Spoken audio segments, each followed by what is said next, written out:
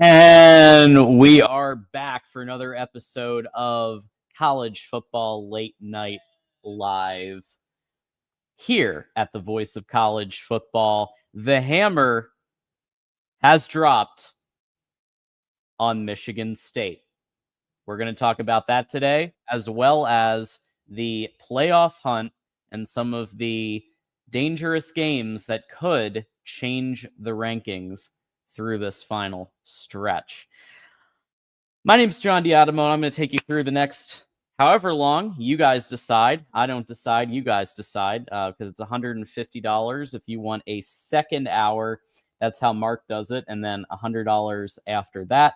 As you all know, I'm not Mark Rogers. I host the Michigan Wolverines Live Tuesday show and the Michigan Postgame Live Saturday show on the Michigan channel. But Mark has asked me to step in tonight, and he asked me to step in on an interesting night because just yesterday we heard some news. That's right, folks. The NCAA and Michigan State have agreed to a negotiated resolution due to impermissible recruiting inducements, as well as running 3 ineligible players. That's right, folks. Ineligible players. Here's what's going to happen. Any wins from the last 3 years of Michigan State's run are vacated. That means 14 wins over the 2022 through 24 season have been vacated. Now that sounds like a lot, but actually, it's not a ton of wins right over the past 3 years, but still that does have ramifications for the program. It has ramifications for recruiting. It has ramifications in terms of potential future employment for Mel Tucker, as he has a 3-year show cause. In other words, any school that wants to hire him has to go through an additional process. Michigan State went 5-7 under Mel Tucker in 22, 4-8, and in 23 with Harlan Barnett once Tucker was let go for extracurricular activities. Then 5-7 Jonathan Smith's first season, and 3-6 this season. Okay, so I find myself in an interesting position because obviously as a Michigan host on the one side and then Big J journalism on the other side. However, with the talk of the hammer the last 2 years, it is a bit interesting that after all the talk of vacated wins for one program, the vacated wins are actually coming from another program, because vacated wins are actually pretty difficult to achieve. You need to basically be running ineligible players to get vacated wins under the current NCAA system. And while they tried a tenuous tie to Blake Corum and Connor Stallions' vacuum business to try to claim that he was ineligible, which is laughable, this actually was a thing. And so all 14 of the last 3 years of wins from 22 to 24 have been stricken. And so that's what's happening with the state.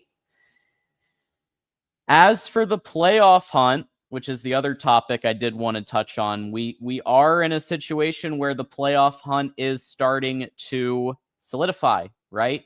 We're starting to see who's going to be in those slots. Now, obviously, the top 4 seeds right now, Ohio State, Indiana, A&M, Alabama, followed by Georgia will be playing South Florida if it was held today, Oregon playing Notre Dame, Texas playing Ole Miss, and Miami playing Texas Tech. So here are some danger games that I see as potential red flags, which may change the rankings somewhat. So, of course, first is Ohio State and Michigan. because I'm starting from the first seed and going down. Ohio State and Michigan. Now, if you looked at conventional wisdom, Ohio State would be absolutely, thoroughly destroying Michigan. Why? Because Ohio State pretty much, in terms of rankings, with the exception of rushing offenses, in the top 10 to 20 in the country for pretty much every metric. And it does pain me to say that, but I have to be objective, right?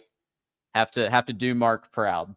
And the reality is Michigan has lost any meaningful game against Oklahoma, against USC. You could maybe make the argument Nebraska was kind of meaningful. People can debate that. You can make an argument Washington was meaningful. I would say out of all of them, Washington was probably the most meaningful. But then they go and lose to Wisconsin. So there you go. But you have to throw out the record book with that game. You have to throw out conventional wisdom, because normally Ohio State does come into that game ranked top 5 in the country, and Michigan sometimes doesn't. So that's a game that may knock Ohio State down a few places, and Michigan joining the college football playoff rankings if they do take down number 1 Ohio State. Some other games that could make a difference: Texas A&M versus Texas. Obviously, with Texas and the quarterback situation, Texas A&M with Elko has been on a roll. I don't see a ton of dangerous games aside from this one against Texas. If they escape that one, they're probably going undefeated the rest of the way, at least. Bama has a couple ones against Oklahoma and Auburn that I want to circle as potential games for Alabama. They're going to need to bring it. Georgia, Texas, and GT. Oregon with USC, and of course the rivalry game against Washington. Again, just like Ohio State and Michigan, you toss out the book with that one. Notre Dame versus Pitt, and then finally Texas has 2 danger games, as we said, A&M and Georgia. And then finally, OU versus Bama. We just talked about that one. And USF, I struggled there, but they do have a game against Navy. Navy can make it difficult with that triple option. So USF is most likely going to be the 12 seed as of right now. And you can, again, see that right there on the graphic. So that's where we have it. We actually have 2 callers already. So we appreciate that we already have some callers calling in. Let's start with Dr. Buckeye. How about that? Yes. Hi, John. Pleasure to see you, my friend. How are you doing this evening? Doing well. Mark hit me up a couple of hours ago and said, "Hey, you wanna come on and do the show?" And I said, "Well, why not? Why not? Let's have some fun." By the way, is Mel Tucker the gift that keeps on giving? I think Sparty's finding out that the Mel Tucker regime wasn't. I'm wondering if Sparty is better off without Mel Tucker. In the post in that post era. Yeah, I mean, it's interesting because D'Antonio kept that program pretty solid for such a long time, even to the point where they were beating top teams in the nation, went to the playoff, etc. in 2015. And then, I think a lot of people thought that there was going to be a big downslide. Mel Tucker kind of tried to solidify that. He got Kenneth Walker. Kudos there. I mean, huge talent. I'd say one of the best running backs I've seen in the last 5-6 years. So, John, does he owe his entire contract to Kenneth Walker Jr.? I think he owes his every month. Yeah, I think he owes his contract to him. I mean, it's going to be interesting to see. I mean, I thought Smith would do a solid job there. I do think he'll get another year to try to turn things around a little bit, don't you? Yeah, I think especially with this, there have been some rumblings that Brian Kelly, given some of the Michigan ties, He was supposedly interested in Michigan. Mm, When right after Harbaugh went to the Chargers, there mm, was Brian Kelly's agent floated it out hmm. that Brian Kelly would be interested in coaching Michigan, right? And I'm sure a lot of people here would be interested in dating Angelina Jolie, right? But it ain't happening. But Wow. Michigan State, that hey, if that, I would say that would be an upgrade, but otherwise they're probably gonna stick it out with.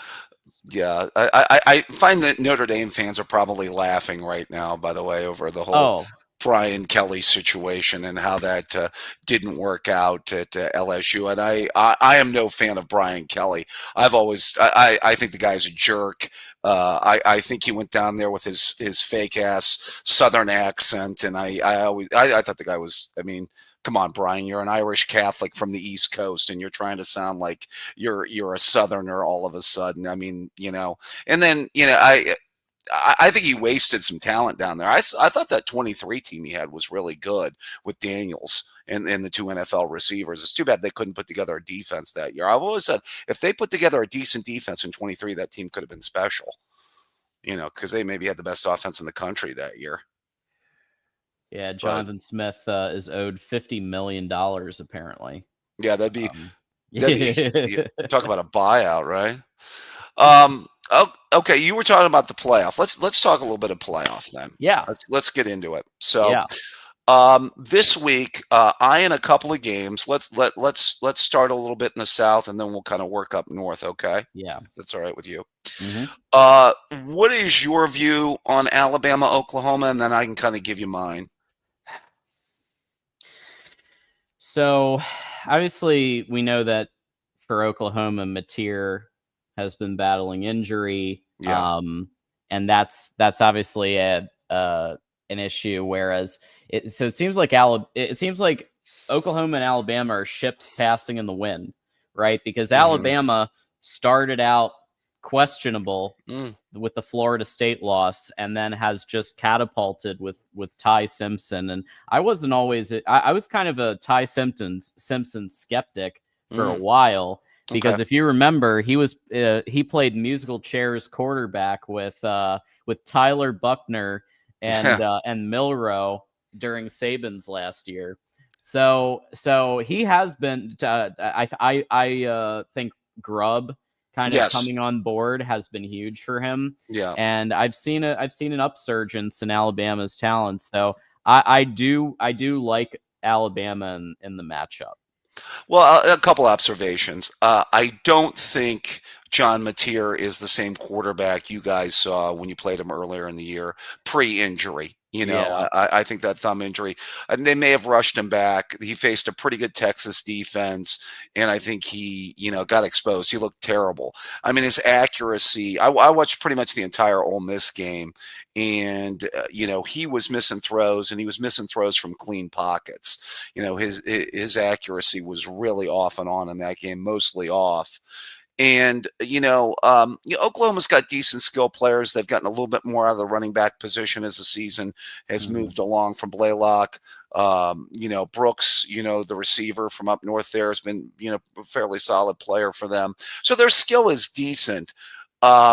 Defensively, Venables has really improved that club. I mean, this is no longer the Lincoln Riley defenses of Big 12 days there at Oklahoma. I couldn't believe they're seventh nationally in total defense. So he's got them playing pretty solid D. But I don't see Mateer as the same quarterback pre-injury. I'm with you. I'm more of a Simpson fan. I actually think Milrow, to the Alabama point of view, I think that Milrow was never a DeBoer type quarterback. I think he wanted what he had in 23 with Penix. He wanted more of a pure pocket type quarterback, and I think that, obviously he got his guy Grubb to come in, run his offense. I think he's finally got his right type of quarterback. That's where I was going with that with Simpson, more of Mhm. a pure pocket guy. I like both their receivers. I don't think they're quite obviously on our level, but Bernard and Ryan Williams have been really good for them this year. Sure. They haven't found real consistency in the running game. I will say this about Alabama. Do you think Alabama wonders how good they would be if they still had Haynes at running back this year, by the way? You think that Oh, I wonder, where they would, and where would you guys be at? Well, obviously you guys know where you're at right now without Haynes, but interesting to see how that dynamic would have worked out for both teams, by the way. What do you think, John? yeah. Haynes is one. I mean, he is still to this day the number 3 in rushing yards in the Big Ten. Even after missing multiple games due to injury, he is currently still 3rd in the Big Ten for rushing yards. So because of that, I mean, that's an impact player. Mm-hmm. I think, look, Bama lost against Florida State. I think they probably still would have lost against Florida State, but it would have maybe been a tighter game. Mm-hmm. I think they've been doing fairly well without him, but he does add another level where when we start talking about college football playoff, Yeah. right? I think that's where a Haynes really takes you to win the national championship conversation, like Wow. deep into because already they're extremely talented, like you pointed out, Ty Simpson and Williams and all the weapons that they have. Yeah. Add Haynes into that, and Yeah. we're talking about maybe an Ohio State, Alabama, or something like that national championship. Yeah, I mean, it'd be interesting to see if they had a little bit more balance offensively. I know we've had some kind of concerns with our running game. I think some of it's been overblown a little bit, but I think our running game only needs to be decent. It would be interesting to see if theirs leveled up too down there in Tuscaloosa. How much better they would be because they already have a really solid passing game. But just overall, I really like Alabama in this one. I'm somewhere between 7 to 10 points confident that they pull this game out. I don't Yeah, know if that's especially at Bryant Denny. revenge factor, from a year ago. So yeah, I think this is the game that puts Oklahoma out of the playoff picture. Now obviously they pull this out. See, I will say Oklahoma needs it that much more than Alabama though. True. So True. that's a factor. I get your point. I don't like where one team is trending one way and one team is trending another. In my view. Yeah. So I'm thinking 7. Some people are saying multiple, like 14 points or more. I'm with you. I'm thinking a tighter, like 7 to 10 point. I like Alabama to win, but I think we have to remember Venables has taken back defensive play calling this year. And he's legit at it. He's one of the best we've seen in 30 years as a DC. So with that said, I'm thinking a tighter win. Yeah. Yeah, I could see 28-17, 27-17, something in that range. Okay, what are your thoughts on Georgia and Texas? I find this to be an interesting game. I've gotten a chance to watch Arch a majority of the game, a good portion of the game against Vanderbilt. And, obviously the Mississippi State game was a shootout. So the last couple games, he seems to be getting better at quarterback. Now, again, 2 of the better defenses he's played this year. He did not play well. Obviously, the first game of the year against us wasn't particularly great against Oklahoma's defense either. That was more about Texas's defense winning that game for them. But he does seem to be improving the last couple games. I don't think this is the same Georgia defense that we've seen in the past. That's the one thing that I noticed about Georgia. This isn't the Georgia team that your team faced in 21 or the defense we faced even in 22.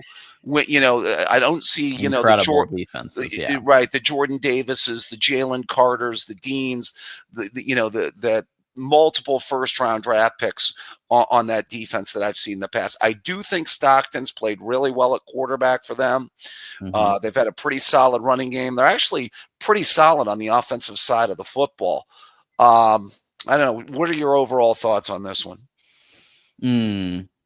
So it's tough. I mean, at Georgia, Yeah. you do have to account for Arch Manning's legs. I mean, I think he's shown that he isn't the incredible all-world Heisman winner. Like that he was. People thought before this year he was just going to skate to the Heisman.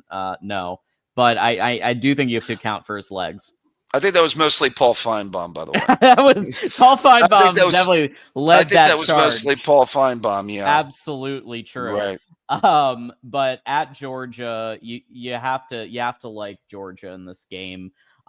SP Plus has it at 4 points, set 27-23 Georgia, and I'm around that same situation. I would say a touchdown is pretty fair. Like I'll go a little above the SP, so I'll say something like 27-20. But I think Georgia's going to win this one. They need it. They want it. They're hungry. I think they're gonna take it.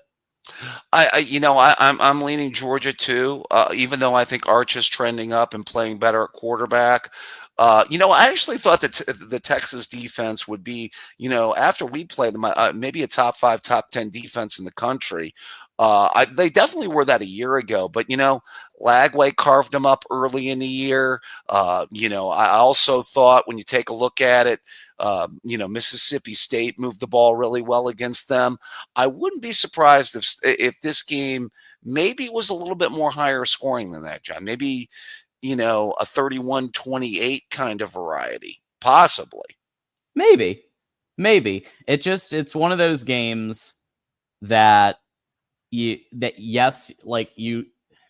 Sark is an excellent play caller, but he is limited this year. And I think you've seen it throughout the year where he has weapons. You've got Wingo. You've got kind of some key weapons there. Yeah. But Arch, I just don't know if he's going to get them to that. Like, I think Arch is good for 9-10 wins a season. Yeah.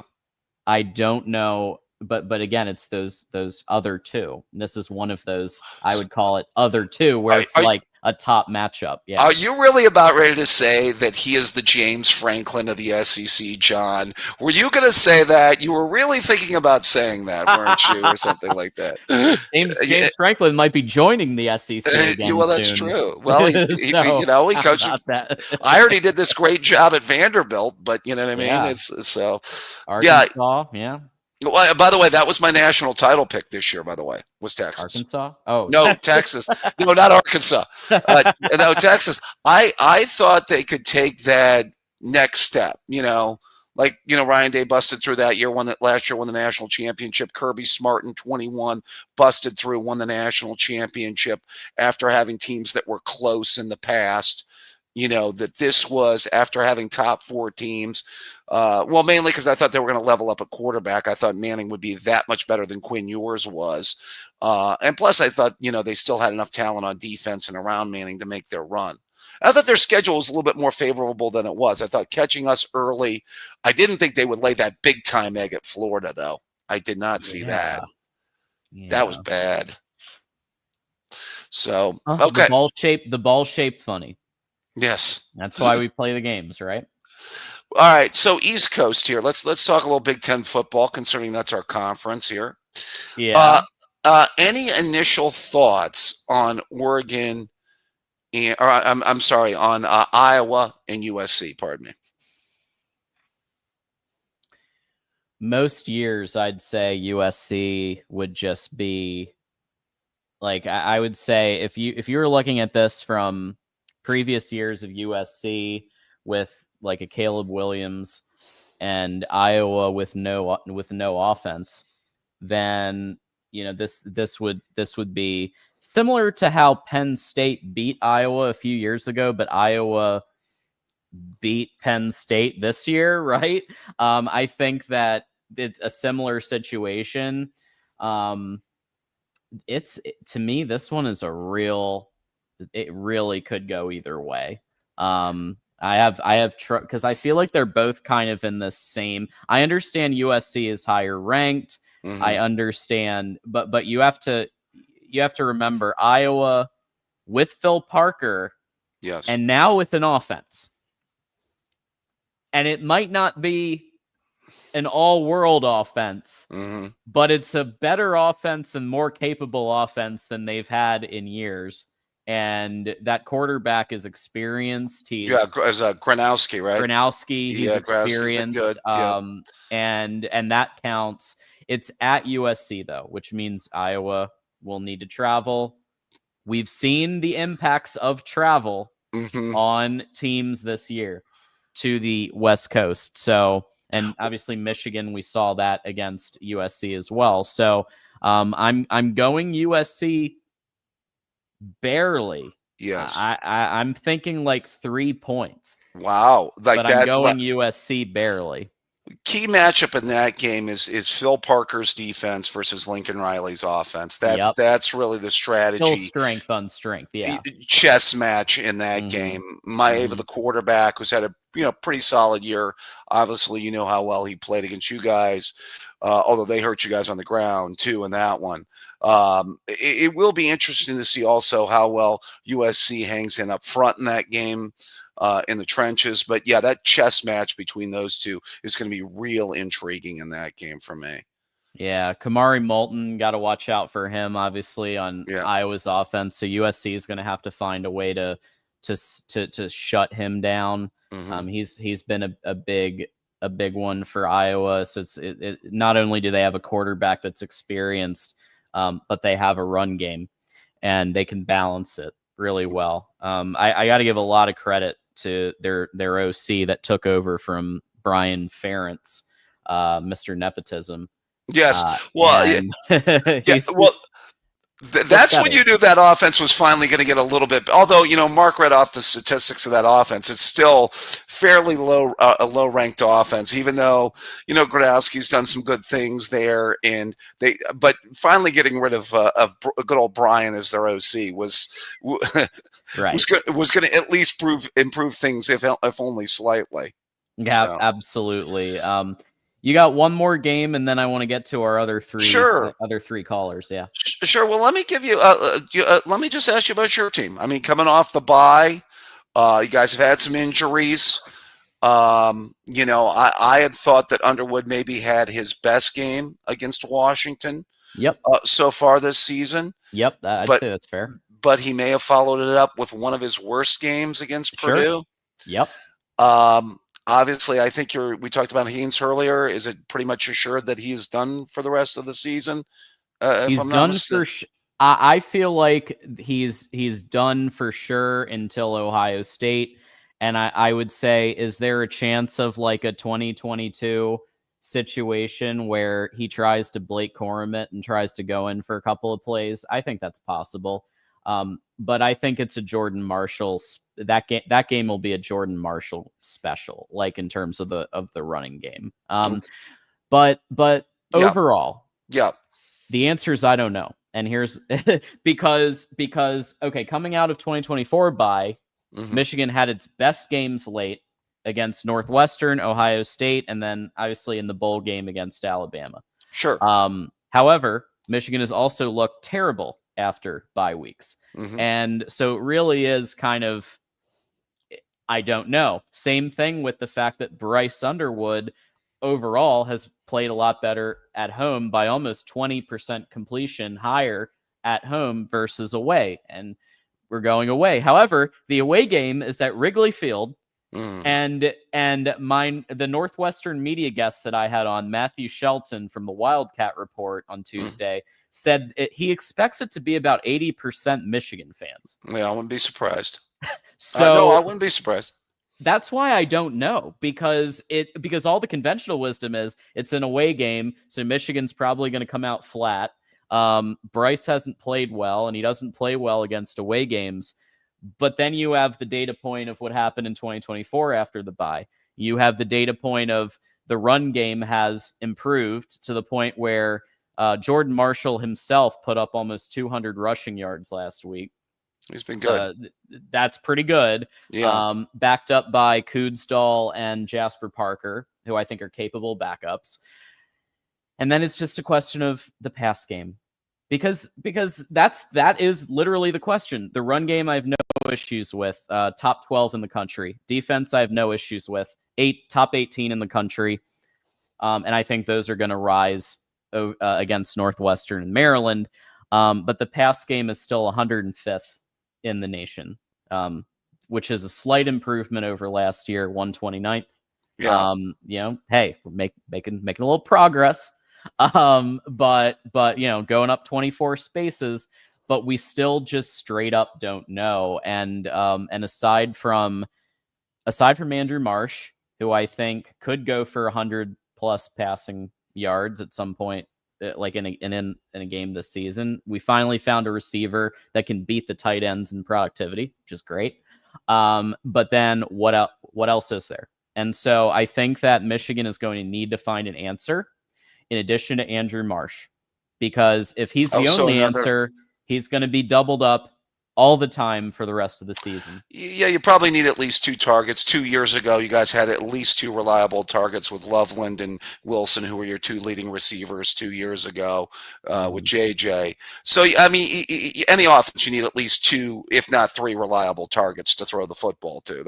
I think that stands to reason. I think the loss of Haynes was huge for you guys, because I think you guys were neck and neck with Notre Dame as having maybe the best duo of backs in the country. I really like Price and Love a lot, but I think you guys were right there as a 1-2 punch.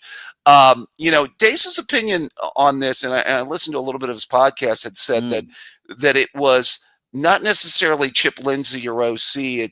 It's more just Underwood regressing in kind of his inconsistency, making mistakes and missing throws. Is that your read on it, or do you have more of an issue with the coaching or the game planning?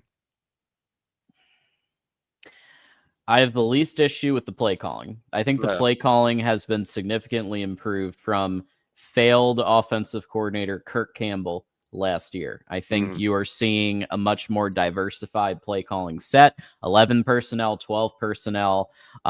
You're seeing a mix of routes. You're seeing a mix of utilizing bootleg play action, RPOs. It's pretty cool to watch, because that's what some of the stuff he's doing this season, I was screaming for last year. Running back screens. Where were they? Here they are. And screens in general, pretty effective against blitzing and against some of the concepts used a lot in the Big Ten. So I like that. But the thing is, yeah, I'm not sure. I'm just not sure with this team. I'll be honest. I think as much as I want them to go 10, like in my heart, I want them to go 10-2. I do not. I know. Yeah, I know. But I think the realistic look is a 9-3 end of the season, which is still an improvement on last year. But I just think Bryce, I think it's Bryce's footwork. I think it's mechanics, and Jack Tuttle talked with Isaiah Hull about this the other day, that those are things that it's tough to correct those things during the season. Yeah. He was talking about it, and if anybody knows, it's Jack Tuttle on quarterback coaching, and he was in the league for like 7 years, right? So he knows a thing or two. May take an off season on that. Tough to fix the plane in midair, as they say, so to speak. Yeah. Exactly. So if I'm being real, I think Northwestern and Maryland are both going to be pound the rock escape games, which are Sharon Moore specials. Pound the rock, drain the clock down, win the game by like three or 7 points. And then what I do think is that we know that Sharon Moore does place a lot on the rivalry. Sure. I think it's very safe to assume that there are 5 or 6 concepts that Michigan has saved, which that used to be a joke, remember, back in 2020 and before? But then we started implementing the Beat Ohio drills once a week, every week, all year. Beat Ohio drills, running concepts that you're not going to see the rest of the year except for against Ohio State. And because of that, I do think we saw one with the double reverse flea flicker. I don't think that was intended for Purdue. I think Purdue was a lot tighter than we expected, and we peeled open the Ohio State playbook and used a play there. is what I think. So I do think that they have saved some things, but again, Yeah. is it enough? Yeah, I mean, for us after last year, I think it's for us. It comes in how prepared are we? What's our Yeah. offensive game plan look like? How Mhm. aggressive are we? Going to be interesting to see if Wink comes up with some blitz packages that week to really scheme up pressures and get after Julian. I think we can do some things in the passing game against you guys. I know we're going to get into a lot of this in a couple weeks when we get back together, and we're going to get back together, obviously. Yeah, I wouldn't be surprised to see you win these games. It's just going to be interesting to see what the game scripts look like the next couple weeks for you guys, especially from an offensive standpoint.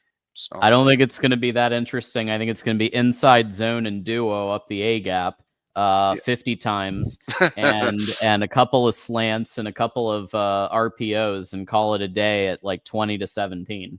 Yeah, a lot of I like don't, maybe I don't 24, think it's 10, 20. sure, Yeah, sure. there you go. There you go. Sure. Sure. And I will be at the Maryland game in person. I'm very excited. The fiance and I are headed out to Maryland Stadium in College Park, and we're gonna go watch the game. And so it should be a good time. I heard not a great stadium, but I It's digress. it's I've had not some a great friends that have been. stadium, but it's the closest stadium. So That makes sense. All right, John all D. right, Well, it David. was a pleasure, my friend. We will get back together soon, and I'm sure we're probably going to be getting together in a couple weeks to I talk think about that's safe to say. a certain game. Yeah, absolutely. Good All job right, filling in, John. David. Have a good night. You too. And David Sobel with the $10 saying Sayan throws the most catchable ball in college football. And again, man, I got to put on my Big J journalism hat and say I think that's true. And I think he's also at one of the highest completion percentages, if not the highest completion percentage in all of college football. He's a legit quarterback. So no issue with that. David bringing us to 130 to go if we want a second hour.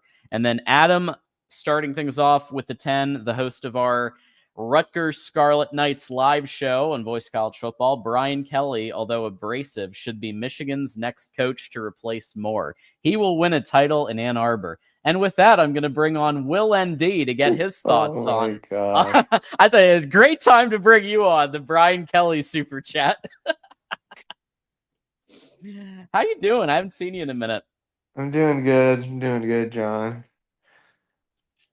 I mean, Brian Kelly never won in Ann Arbor, so he would be able to get his first win in Ann Arbor with Michigan. But I think it's more likely I actually Michigan State might be a great if they do get rid of Jonathan Smith, which who knows, because apparently it's an enormous buyout if they did it this year. That might be his best hope, because then he could rehabilitate his image in terms of, hey, we'll take a 3-win program, a 4-win program, and at least bring it to D'Antonio levels of competence. Is it going to be at the height of D'Antonio? I don't think so, but competence, like a bowl and maybe 7-8 wins, he could do that. yeah. I don't know. Anyway, but right now he's unemployed and fighting LSU for the buyout. I'm just enjoying this moment. This is what you get for hiring Brian Kelly. Yeah, well, look, you gave the man this contract, you got to pay it. Like, there's no, like, you want to try to negotiate down, like, it just makes you look bad to legitimate coaches that might be interested in LSU otherwise. Mm-hmm. What's up, Will? What's on your mind for this upcoming weekend? Well, I mean, the Pitt game will be fun. I mean, they have a guy that can sling it. They do. College game day is going to be there, so it'll be fun. Yeah, you can always count on Narduzzi to just shit the bed in the big moments, though. I feel like. Yeah, I mean, he had that insane comment, like it doesn't matter if we lose 110 to Yeah, 10, and I'm like, well, I yeah, mean, we could James, lose like 50. What was it, 70 but to I mean 10? they'll put James Madison ahead of you then. Like if they win they'll put if they win if Pitt wins the ACC and that happens, JMU would get in over Pitt. Yeah, I do think that's going to be a good game. I just don't see how you guys drop that one. Mm-hmm. I mean, I just think we're going to be able to get home to the past their O line is injured, so I have a pretty good feeling we'll be able to bring him down. Yeah, I think so. I think you guys are gonna take care of business. Mm-hmm. Yeah, Pitt had aside from when they had Pickett, when they looked pretty formidable for a minute there, still dropped a few games, but yeah, it just you can just hi Trillion. We got the cat wanting to come up. But yeah, no, I think you guys can take care of business pretty handily in that one. What's the current? Let's see who's favored right now. All right. It was 12.5 last I looked. Yeah. Yeah. I mean, it is at Pitt, so you got to look at home field a little bit, but it's not like you're not going cross country. Mm-hmm. You're going to Heinz Field. Oh, I'm sorry, Acrisure Stadium. It will always be Heinz Field. Acrisure Stadium. It's Heinz. Come on, people. Mm-hmm. Any other games you're looking at? I just don't think Oklahoma will be able to score enough to keep stay in that game against Bama. And I don't know. I mean, Texas maybe if they have their A game will have a shot, but like I just feel like Sark loses these types of games way more than he wins them. Yeah, I mean, I have a lot of respect for him as a play caller. Yeah, I don't know. I think I'm just curious to see for SC if Mayava can make enough plays because he's kind of struggled down the stretch. It's the thing is like against Iowa, like if we're talking USC Iowa now, everything in me says USC is going to take that one, but it's not going to be like Iowa's not the same team that they used to be, right? They have in my opinion, it's a better offense than it used to be. It's a low bar, but they have a real quarterback that has real experience, and Phil Parker's still the DC. But USC is also improved on defense, or on the reverse. I mean, they've always had a good offense, but now they've improved on defense. So it's like, who's going to take it? Well, it's at USC. I think it's probably a USC win. Mm-hmm. Also, like I want to see like if he plays. I do feel like he's got to improve if they want to have a chance of winning at Oregon. So we'll see if he can rise up. For sure. All right. And one last thing, John. I don't know if this is a rumor or what, but I heard that like Michigan and USC are considering going independent. It's a rumor.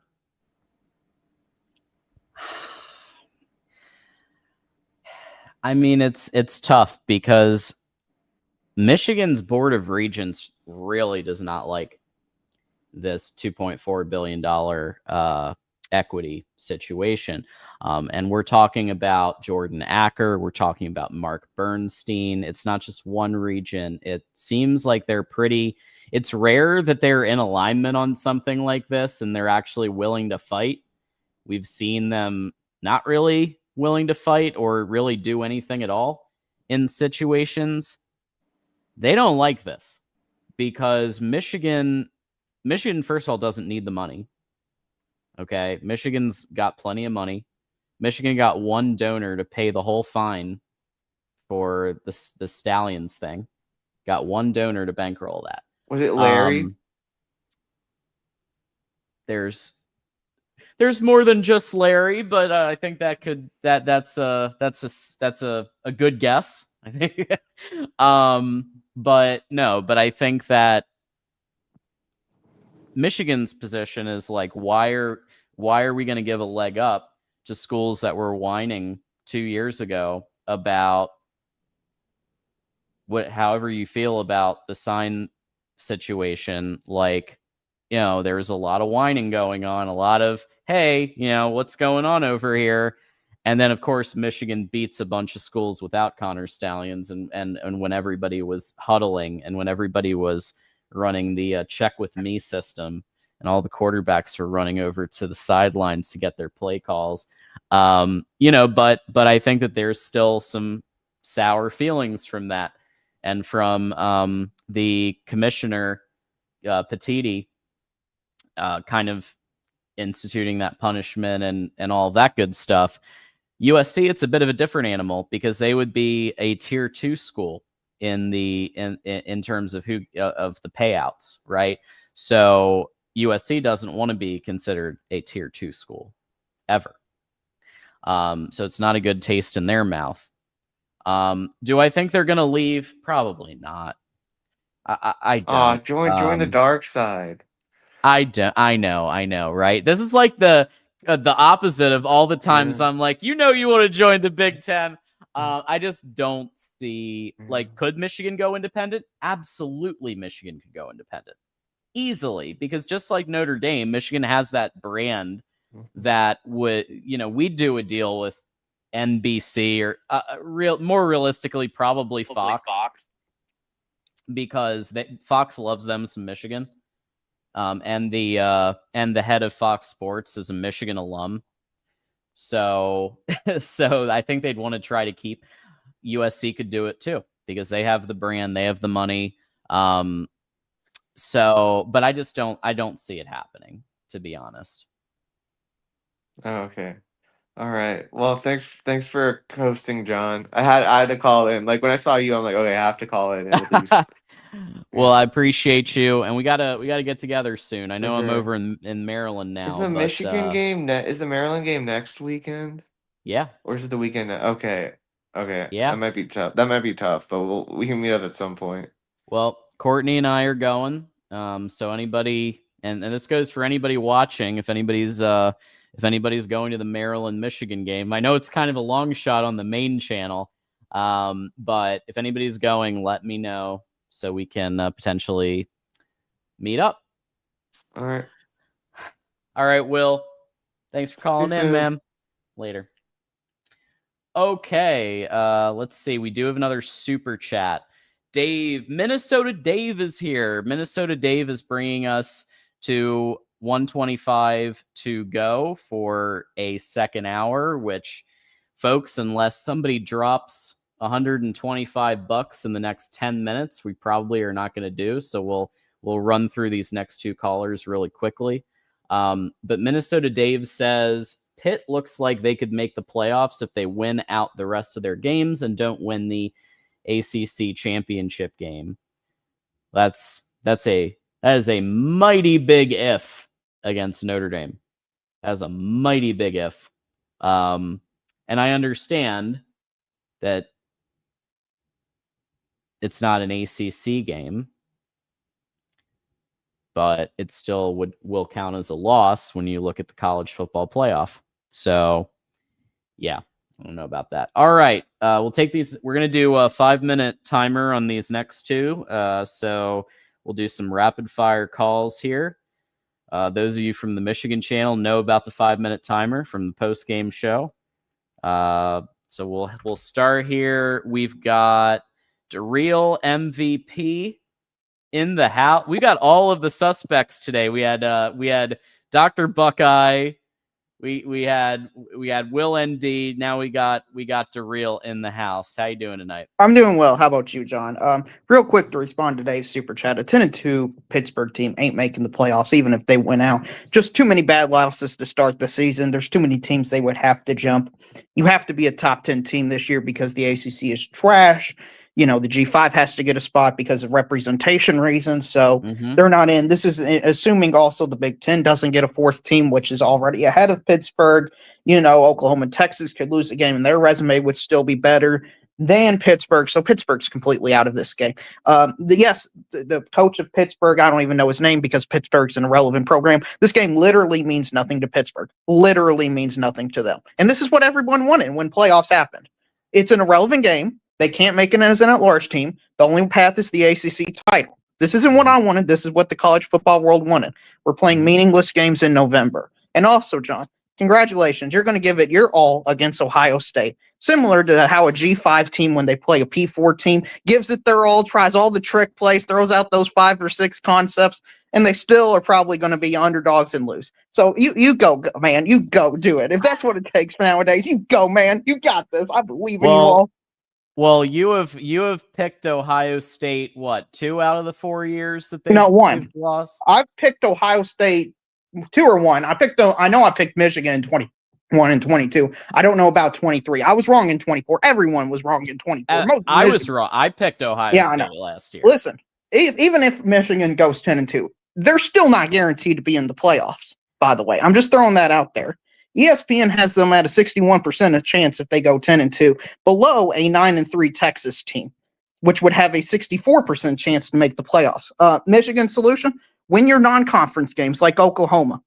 Win those games. Maybe that would help. I don't know. I don't make the rules. I'm just enforce the rules, and I just follow the rules. Non-conference games matter. Anyway, John, I wanted to ask you about the landscape of college football at large. We're speeding past calling Michigan a G5 team. No, you're treating it like it's a G5 team against Ohio State. And I respect it, man. You're going to throw out some unique stuff. You're going to throw out some trick plays nobody sees for the rest of the year. You do it one time, catch them off guard. That's what you do. That's what G5 teams do when they play these P4 teams.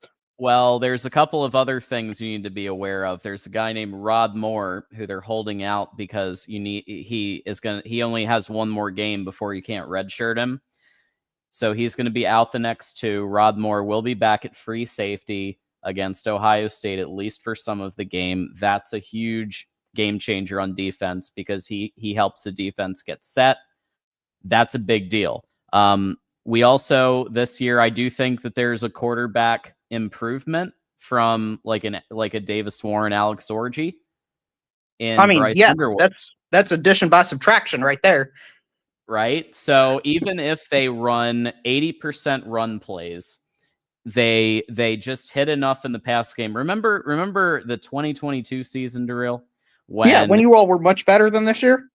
Well, that team was significantly better. We didn't look. Hey, Michigan didn't look that great. I was there at the Illinois game when Michigan needed a last-second field goal to win the Illinois game. Yeah, but that was your only game like that. You were crushing everybody outside of that. You're barely scraping by against Michigan State, Purdue, and those level teams. You're not that good of a team this year. You're probably a borderline top 25 team. The only reason you're in the situation you're in is that your schedule's pretty soft, man. You're playing mostly the bottom of the Big Ten.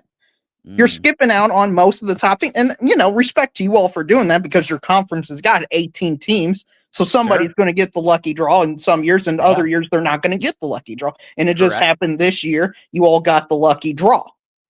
And I'm not saying anything wrong about that, but my only point is the reason Michigan is improving is because they're just, it's later on this season. They're playing these less talented teams. These teams have less depth. They're getting as much injuries as Michigan, but Michigan has that second layer that is much better than even the first layer of these Purdue level teams, and they're just able to outwill them because of their depth. That's why I think it's happening. And also, Michigander 12-12. If you want to argue in the chat about what I say, at least tell me why I'm wrong and don't just call me a moron or say SEC bias like Wolverine Page. At least say why I'm wrong. The SEC is going to have 4 locks in the college football playoff if they win this week, okay? How's that bias, sir?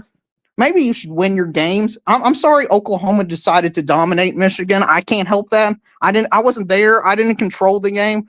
I can't help it that your head coach didn't decide to throw the football. I can't help it that Iowa lost to Iowa State. That's not my fault. Okay? Well, I will say this in Michigander's defense. He did lay out some before he said that, and we don't like personal attacks here, so let's try to avoid that for everybody. But he did lay out, Michigan beating number 1 Ohio State when they're already ranked, when Michigan's ranked 18 right now in the in the playoff rankings. I think it's fair to say if Michigan wins out the rest of the way, it would be very tough to keep them out of it. Would be. They would at most be the 11th or 10th seed. They're not going to jump up into the top 10 in the playoff bracket. It's different than the actual rankings because you have to be in the top 10 of the rankings because the ACC and G5 get a team. But you also got to look at Ohio State's schedule. The only legitimate ranked team they would play is Texas and Michigan. They would go 1-1 against them. So the question is, how far would Ohio State fall if they were to lose that game? They would probably fall to 3 or 4. And then if they lost the Big Ten title game, they would probably fall to 6 or 7. Ohio State I just now buy this. Ohio State is this elite, untouchable, unjuggernaut team this year. Mm-hmm. They also have a pretty weak and soft schedule outside of the Texas game at the beginning of the season. I haven't seen them. They haven't played Oregon, Indiana. They haven't even played Iowa or USC, I believe. So the 9-3. His point is 9-3 Texas. Why would a 9-3? 9-3 Texas? Just look at their wins, compare it to Michigan's wins, and 9-3 Texas clearly has the much deeper schedule and the much better set of wins. They would have to beat Texas A&M or Georgia. I don't know which one of those two you would get, but that's pretty comparable to Ohio State. Then they would have also beaten Vanderbilt and Oklahoma. Mm-hmm. I mean, they've got 3 elite wins against top 12 teams in the country, whereas Michigan would only have 1. Lost to Florida, and then Michigan would have a ranked win. Assuming Washington ends the season, I think they could end the season ranked 20. They're not going to. No, that Wisconsin loss, gentlemen. They're not going to finish the season ranked at 8-4. You can't lose. You just can't lose to a 3-win team and be ranked at the end of the season. I think they could sneak in the top 25. I mean, I don't think they're going to be way up there, but they would be in the 25 or 24 at most. But Tennessee would be ahead of them, and your middle of the road 8-4 SEC teams, they would all be ahead of them because that loss is just so horrific. Because Wisconsin has done. Absolutely. I mean, that is such a critical loss for the Big Ten. Also, just to make sure everyone understands. Let me hold on one second because I want to make a plug here. David Sobel, thank you for the $75 super chat. That is massive. Asking Adam to pony up. Well, ask anybody because we're now just $50 to go because Mark Rogers does it $150 for second hour. We're only 50 to go. Someone could put us over the top with a 50 burger. Who's it going to be? I'll just leave it at that. But thank you, David, for the 75. Okay, go, Drew. I was going to say Adam needs to step up to the plate. It sounds like Adam, you've been challenged. You do you. It's all up to you, man. According to the challenge. But I'm not saying this to be like hyperbolic or anything. It's going to be a real debate between the 10-2 Michigan and the 9-3 Texas, or the 10-2 Notre Dame, or the 10-2 Oregon, or the 10-2 USC. I don't know who makes it in. Obviously, Michigan has the best win out of those teams. They also don't have anything outside of that. And it depends on what the committee is going to value more this year. And to be honest with you, I don't know what directions the committee is going into because, the committee's completely hauled themselves today because Baylor's AD's out of the committee, the chairman. Arkansas's AD is now in charge of it. So I don't know if their criteria is going to change or what his vote was, what his perception was on it. So it may be a completely different ranking next week than this week. So we all have to wait and see. But if I was a Michigan fan, obviously you have to win out. 9-3, you're not making the college football playoff. Correct. So what I would do is control what you could do, and that's win every game. Now, but does that mean if you go 10-2, you're just automatically making the playoff? No. Some 10-2 team this year is not making the college football playoff. I'm sorry. It's not going to be one that beats the number 1 team in the nation. Well, it might not. It might be them. Somebody's got to be left out, okay? And then it's going to be the Notre Dame team that lost to the number 2 team ranked in the nation by 1 point. Or it's going to be the Vanderbilt team that went 10-2 and has absolutely no bad losses on their schedule. Somebody's going to get completely screwed because of this process. And somebody's going to have a very good, legitimate argument. And it's going to be like, how did this team get left out of the college football playoff? And it's going to be sad, but that's just the direction it's going in. I'm not sure. Listen, just because I think Texas's resume is slightly better than Michigan at 10-2 doesn't mean it's biased. It just means I value their depth of wins more than Michigan. And you will have a different criterion and parameter, and that's totally fine, Michigander. If you believe beating one team in one game is all that should matter, then that's on you. I value the entire course of the regular season, and I believe consistently showing it week after week and beating teams week after week should matter more. But if you want to say, no, we're going to take their best win, and we're going to say, since they can win against the number one team, we think this team can win the national championship, they should be in the playoff, then that's totally fine. It's not bias, it's just a different perspective looking at it. Uh-huh. Yeah, I mean. Uh-huh. Yeah, yeah. I don't know. Yeah, you basically mentioned Michigan in the same breath as Vandy, and I get it. Vanderbilt isn't a great team this year. But I know their brand isn't great, and their brand is that stinkage of they're really terrible in the past. I don't know how Vanderbilt is 14. I agree with you that they're a good. I'll say they're a good team, and in some cases, great. They've come a long way, but I don't think they're going to. Be in the if Michigan beats Ohio State. If not, then all bets are off. No, but they would be the team that gets screwed out. You look at Vanderbilt and be like, their two losses is going to be two teams that probably make the college football playoff in Texas and Alabama. They lost to them on the road, and they were in both games in the fourth quarter. They lost to one of them by 3 points, and that team's going to be left out of the playoffs. If I told any team at the beginning of the season, hey, you're going to lose to two teams that is going to be ranked inside the top 12 of the college football playoff. You're going to finish the season 10-2. You're going to win every single home game. Would you take that? Oh, absolutely. We're going to be in the college football playoff. Every fan base would say that. Every single one of them would say that. But that's what you're telling Vanderbilt. They would be on the outside looking in, and they might be on the outside looking in. But they're going to get screwed over. And I'm just saying, somebody is getting screwed over in this process. Oregon might be the team that gets screwed over if they lose another game. Okay? Yeah. I mean, USC might be that team. Like, you could say Oregon, man, if they lose to USC, their only two losses would be to the number 7 team and I guess Oregon would probably have the weakest schedule out of all. I don't know if they'd be completely screwed, but they would have a legitimate case to make the playoff as well. They lost to 2 ranked teams. USC would probably be inside the top 15. They would lost to the number 1 team on the country by 10 points at home. Somebody's getting screwed over is all I'm saying. And somebody's going to be pretty upset. Dan Lanning, remember when Dan Lanning got really excited and fired up when he beat Penn State? Yes, I did. That was fun. Penn State, that win is looking terrible now. And I knew they were going to drop in the rankings. And the only reason that they're even ranked as high as they are currently right now is because of preseason bias in the rankings and the preseason expectation. Like, look at their resume and compare it to like a BYU, for example. I still believe that BYU has the slightly better resume to Oregon, just slightly, because they only lost to Texas. I mean, their only losses to Texas Tech this past weekend. I'm telling you, man, I don't know how much Texas Tech you've watched play this year. Texas Tech could make a run in the college football playoff. They're that good.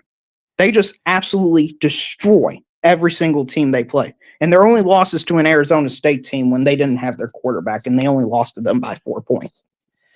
Well, your buddy Matt Miller, also an SEC fan now, as a Texas fan, host of our Texas show and Voice of College Football. 9-3 Texas should get in over every other 10-2 team other than Michigan. Ohio State is that good, in my opinion. If you beat them, you should get in. Right. Well, I guess it just depends on what people think about Ohio State and their perceived. Like, I don't know why they're the number 1 team in the country. I have Indiana as the number 1 team in the country. Yes, Indiana has looked much better throughout the entire course of the season to me than Ohio State. Like, the difference between Indiana and Ohio State is Indiana just from start to finish has blasted everyone they've played. And I think their quarterback, Frank Mendoza, is slightly better than Julian Sayin as of right now. Wow. Yeah, they're the best 2 quarterbacks probably in all of college football right now. And it's very close. I think them and Ty Simpson. Oh, Ty Simpson should be in the conversation, but I don't know how much of it, that Florida State game at the beginning of the year, he didn't look that great. And to be honest with you, Julian Sayin and Frank Mendoza haven't had an off game that atrocious like Ty Simpson Right. had. So I have him at third, but he would be the third guy, and he's probably going to go to the Heisman vote.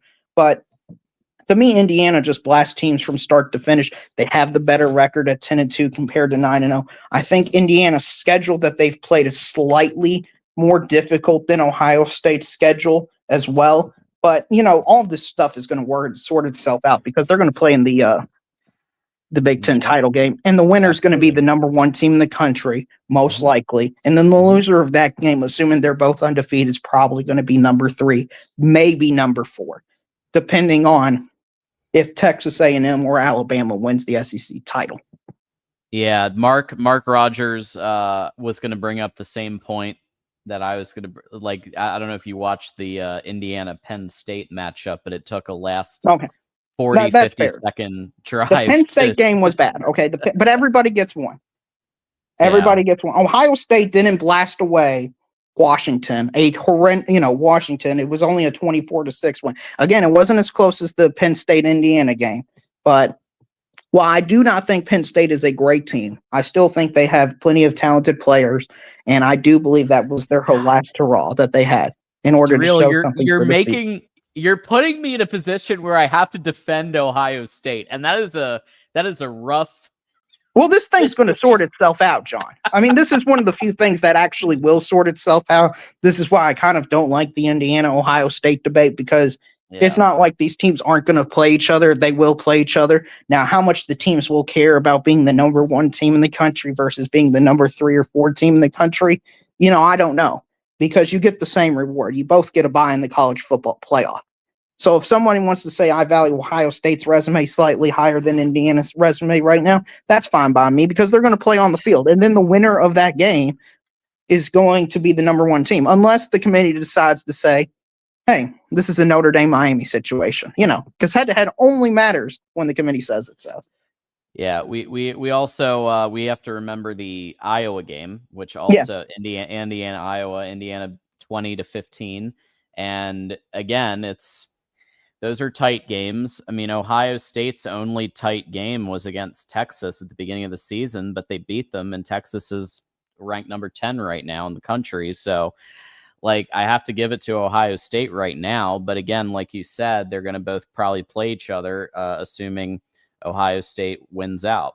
Right. So that's why I really don't care about. And Ohio State might be able to lose the Michigan's game and still make the Big Ten title game. I don't know exactly how the tiebreakers work in the Big Ten. I know how they work in the ACC because I've had to look at those things for the last 3 weeks because of how crazy that conference is. But they're going to play each other most likely, and this thing will sort itself out. One of the few things that does sort itself out, Mark, okay? It's one of the few things that actually does sort out is the Ohio State-Indiana game. I'm not saying this for everyone. I'm just saying it for the Indiana-Ohio State game. But, John, are you one of these people that believe Notre Dame should be ranked super high in the college football playoff because they've absolutely destroyed and humiliated the great 7-2 Navy team, which apparently only 8 other teams in the country can do? Let's not forget USC. Oh, yeah. They beat the number 17 team in the country by 10 points. I mean, wow. I mean, it's not like they would lose to a team slightly higher up in the rankings with the same record and played them this year, and then that game doesn't matter. I like going by head-to-head results. I like that the results on the field they actually matter until they don't matter. Like the Louisville-Miami game. That game was just played 2 weeks ago. But Louisville's ranked below Miami because the committee believes Miami's better for some reason, because I don't know why Miami's brand recognition. Exactly.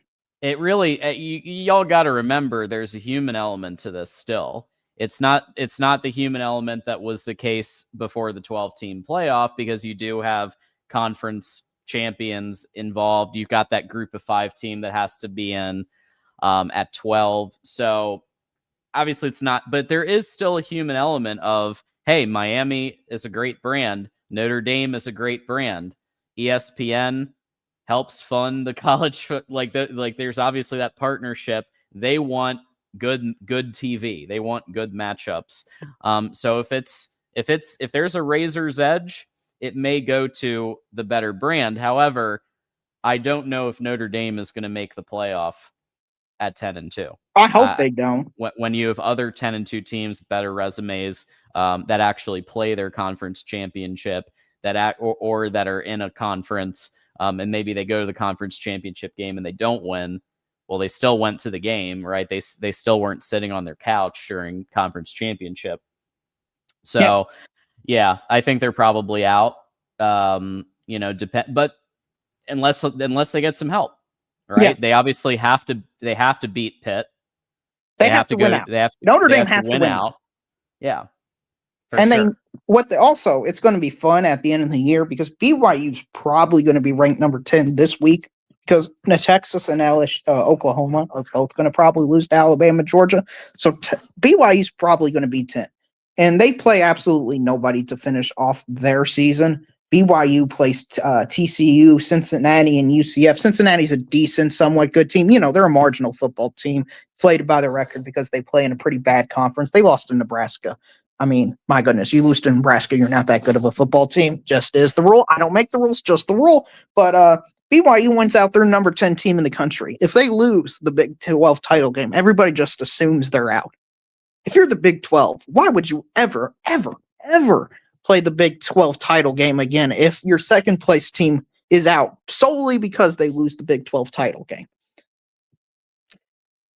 It's tough because remember, 2020, this pains me to bring this up, but 2022 TCU lost the Big 12 championship game, got into the 4-team playoff, and I feel like it's tough when you make it to the conference championship game and you drop it. Well, again, that's a 13th game. So like, how much does regular season factor in versus conference championships? Oh, I agree with you, and I think their resume should not grant them in the playoff spot. But again, I don't make the decisions. We don't have any structure or leadership in the sport. So look at your Mark. You can have 2 guaranteed spots into the college football playoff is the way he's going to look at it because both his teams are in the top 10. One of them loses. It's an extra data point that this team isn't as good. They're out. Well, what does that signal send? Hey, I shouldn't play this game because it doesn't matter. There's no benefit. Just declare Texas Tech the champion. We've already had the Texas Tech beat. Seriously. It sounds stupid. It sounds ridiculous, but, with everything, I mean, Will and D just brought up the last call, how you guys might go independent because some guy 3 years ago decided to play Where's Waldo on a sideline at some game that doesn't even count now. So wait a minute. That isn't why. Did you missed the private equity $2.4 billion? Yeah, but that's not as fun to say as because of some guy dressing up as Where's Waldo, is it? Okay. I mean, the private equity and all that stuff does matter. And Ohio State, what they need, John, is more money. If Ohio State needs anything, they need more of a competitive advantage in college football. They haven't been that good for that long. It's nice to see a new team on the block. You love these up-and-comer stories of these middle-of-the-road programs that anybody's barely heard of. Just really give it to the Goliaths of the world. So I guess everybody's out here rooting for Ohio State. Isn't that right in this deal? Well, yeah. I don't know if everybody's rooting for Ohio State, but I certainly I understand. Like, I get why Michigan and USC have the positions that they have. USC doesn't want to be tier 2, and I get it. And yeah, they shouldn't be. That's ridiculous. Michigan has the money. Yeah, you ask your average college football fan, who's the 5 best brands in the Big Ten? Ohio State, Michigan, Penn State, USC. Those are unquestionably Oregon. Yeah, those are your 5. Yeah. Those are your 5 right there. Those should be your tier 1. Those are the ones that are consistently going to be good. Those are consistently ones bringing final thing I'll say. Thank you, Matthew Miller, for me doing this. Shout out to the ACC. They might get 0 teams in the college football playoff. Think about that. 0 teams. Duke. Second best team odds to win the big ACC. Sorry, not the Big Ten. The ACC. Duke just lost to UConn last week. Guess what? Duke favored against Virginia this week. Yeah. They're favored again. It could with Miami kind of on the outskirts here.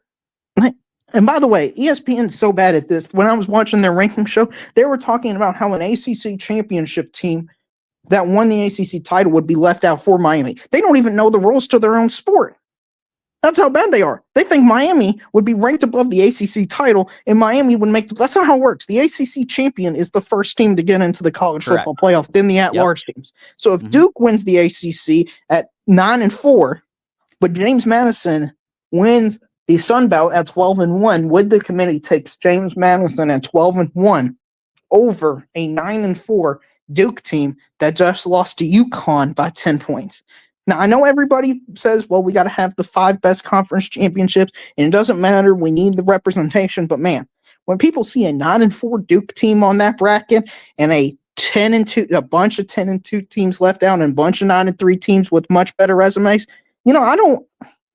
let's look at these games. Why would we want to see Miami play Georgia or like Michigan play Oregon or some team? You know what I want to see? I want to see Duke play Alabama. That's clearly the thought process of this committee. I want to see Duke play Alabama and lose by 28 points. Right okay. But think about that. What would the line of Duke Bama be? 28, 35 points? I mean, curb stomp, yeah. All right, Daryl. Our next caller's been waiting very, very, very patiently. Any final thoughts for us? Yeah, I'm hoping somebody at least donates some money in order to keep the show going. It's a great show. John, you're a great guest. I guess I'll see you in a few weeks when you're either celebrating or most likely mourning the Ohio State loss. Hopefully you got a black tie event. I'm assuming you've got the casket ready and all that stuff for the show, right? Hey, the ball's shaped funny. Anything can happen. Okay. Do you have the clown? Or are you going to do, instead of that, are you going to do the clown nose thing? Because I know when you beat Ohio State last year, you had the clown nose and the clown wig on Ryan Day. So maybe you can dress up as the clowns this year if you lose and they punch you. Think about how embarrassing that'd be. Man, a team that is playing literally for nothing knocks out a team that is playing for everything. You know how embarrassing that'd be? That'd be pretty sad. Sounds like a rivalry to me. Yeah, that's what makes college football great. I look forward to that game. Likewise, always do every year. Yeah. All right, Daryl. Well, appreciate you as always. No fun. Good luck with the clown makeup. All right. Thanks a lot. Okay. Couple of quick super chats. So we are still we got 25 to go, folks. We're going to take West Quad because he's been waiting extremely patiently, but then we'll be wrapping the show up. So we did this one. Thank you, David, for the 75. And then Minnesota Dave, it's a down year for the Big Ten, but don't let it go to your head. Daryl, here's $20. Let's keep the show going. So 25 to go. Otherwise, we got one more caller. We got West Quad, best quad, as I say, in the house. How you doing? Go Blue. They ain't played nobody, Paul. Yeah, Paul, right. They ain't played nobody. Right. Every goddamn year, people living. Bro, it's not 2007 anymore. I'm tired of it. Let's get with the current program, bro. Let's see what happens in the NIL era. I'm tired of hearing about the Bagman era. The Georgia Gators, Tim Tebow ain't walking through that door, Daryl. I'm tired of hearing about the SEC. This circle jerk every year. Yeah. Oh, they've got 10 teams in the top 20. Of course they got all that seed because everybody thinks it's still 2007. It's not that anymore, bro. Boom. Hour 2, folks. David just dropped to 25. In the new era, the NIL era, we are the big guys in town. Why aren't we getting four spots talked about? Because every year in the preseason, we base things off of last year. Like, bro, I need every college football fan to be forward thinking. This ain't then, bro. Let's look at what people actually have. And okay, you can't account for the Penn States. Jesus Christ, bro. They tried to pull us at Ohio State, and they I know he got hurt at one point, but what a terrible senior run this was for. They needed Abdul Carter to come back. I think that's what that is. They needed that defensive stud because that offense was even saying that offense was supposed to be much better than it was. But yeah, I'm just tired. Florida preseason, Florida awful. Texas, decent. Sure. Vanderbilt, like, bro, why are we talking about Vanderbilt like they're a serious team, but people don't want to take Indiana seriously? Like, I don't understand. Like, why are we taking Vanderbilt so seriously if Indiana doesn't get that respect?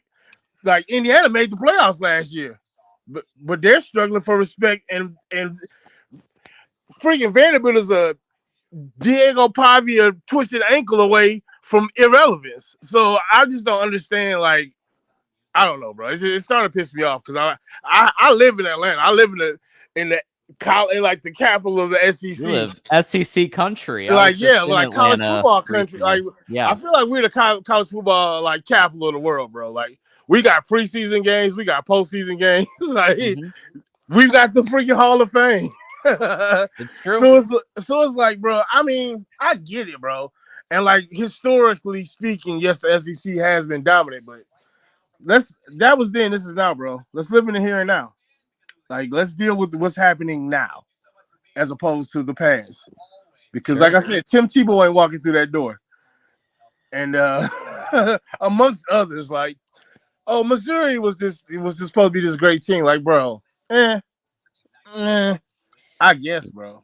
Like, I respect like Alabama and Georgia, but I mean, remember top 10 LSU. And why, if we're talking about losses, why does that Florida State gloss get glossed over? It was a big one. It was a huge one, and they're poo. It's not like they're like that feels like a decade ago. I think Tyson. Oh, I know. I mean, I know that's a much better Alabama team now, but that 100%. loss is a big freaking loss, bro. Like, it's interesting because we do have people in the chat who are talking about the SEC having a better record against Power 4 right now. SEC is 12-4 according to Mark, which I'll go with his stats here. Big Ten 6-8, and yet here's my question: when you calculate what's the best conference, do you look at this? Do you or do you take into account who wins the national championship?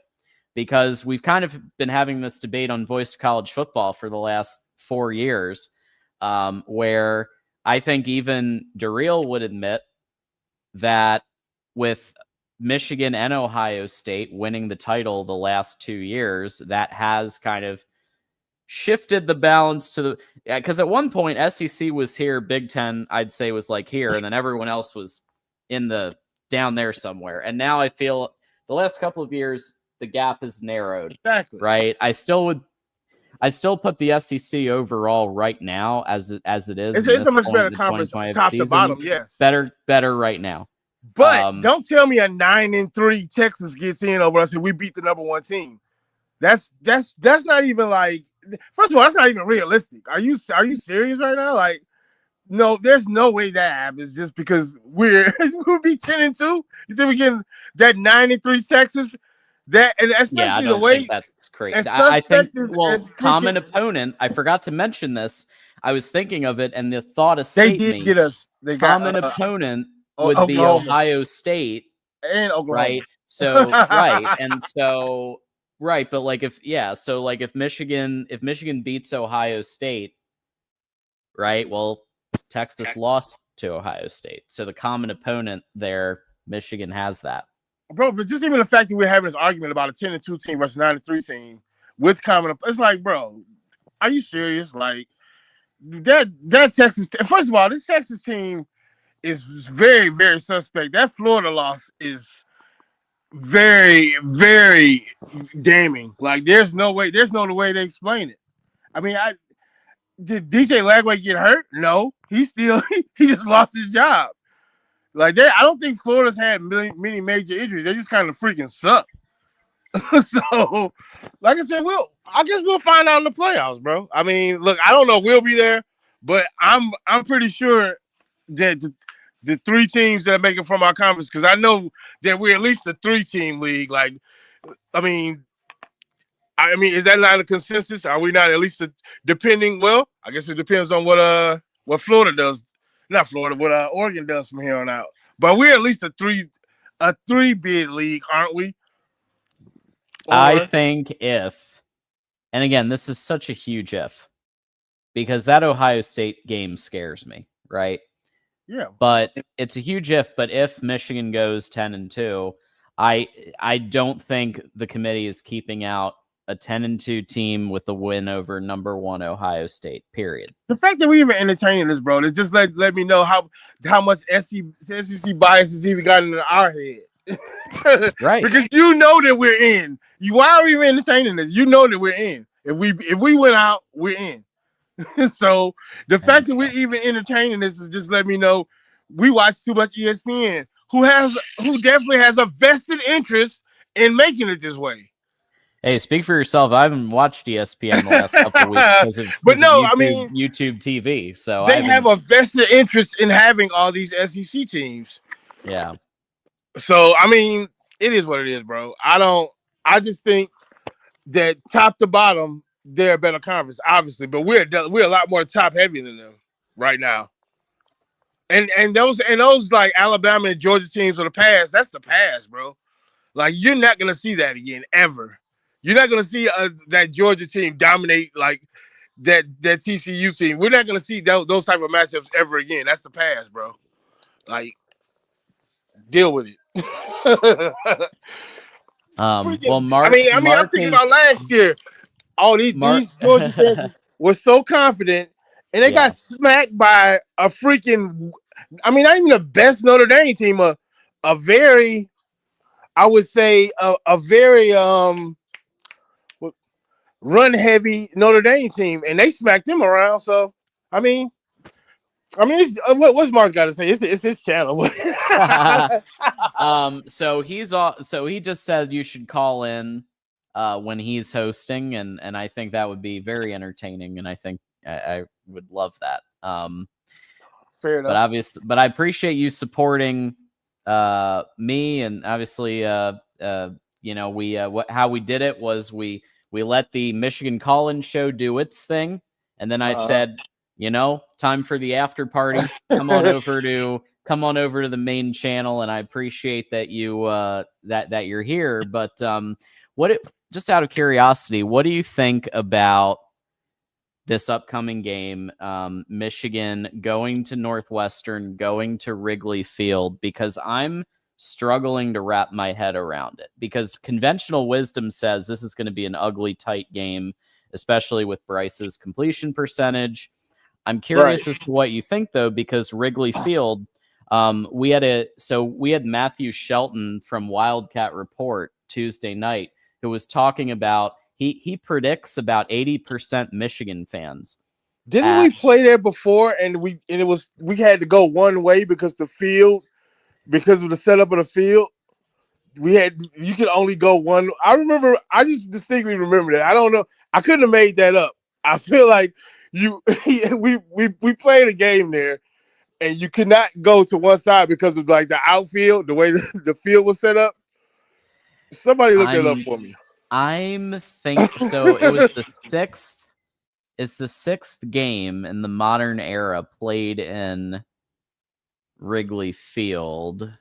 I know what you're talking about. And maybe it wasn't Wrigley. Maybe it was just another field. I remember it was somebody in chat someone in chat with the encyclopedic.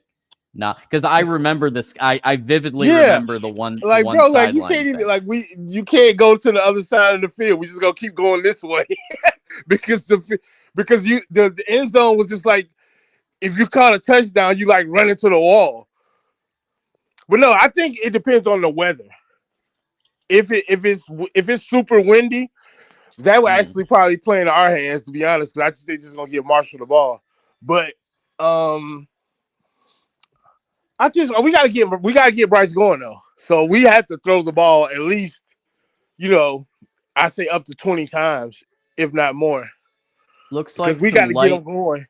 Looks like some light wind, like 14 miles an hour, partly sunny. It doesn't look like there's going to be like a rain situation right now. 14, lucky Bryce has got a gun. 14 ain't really light though. I know.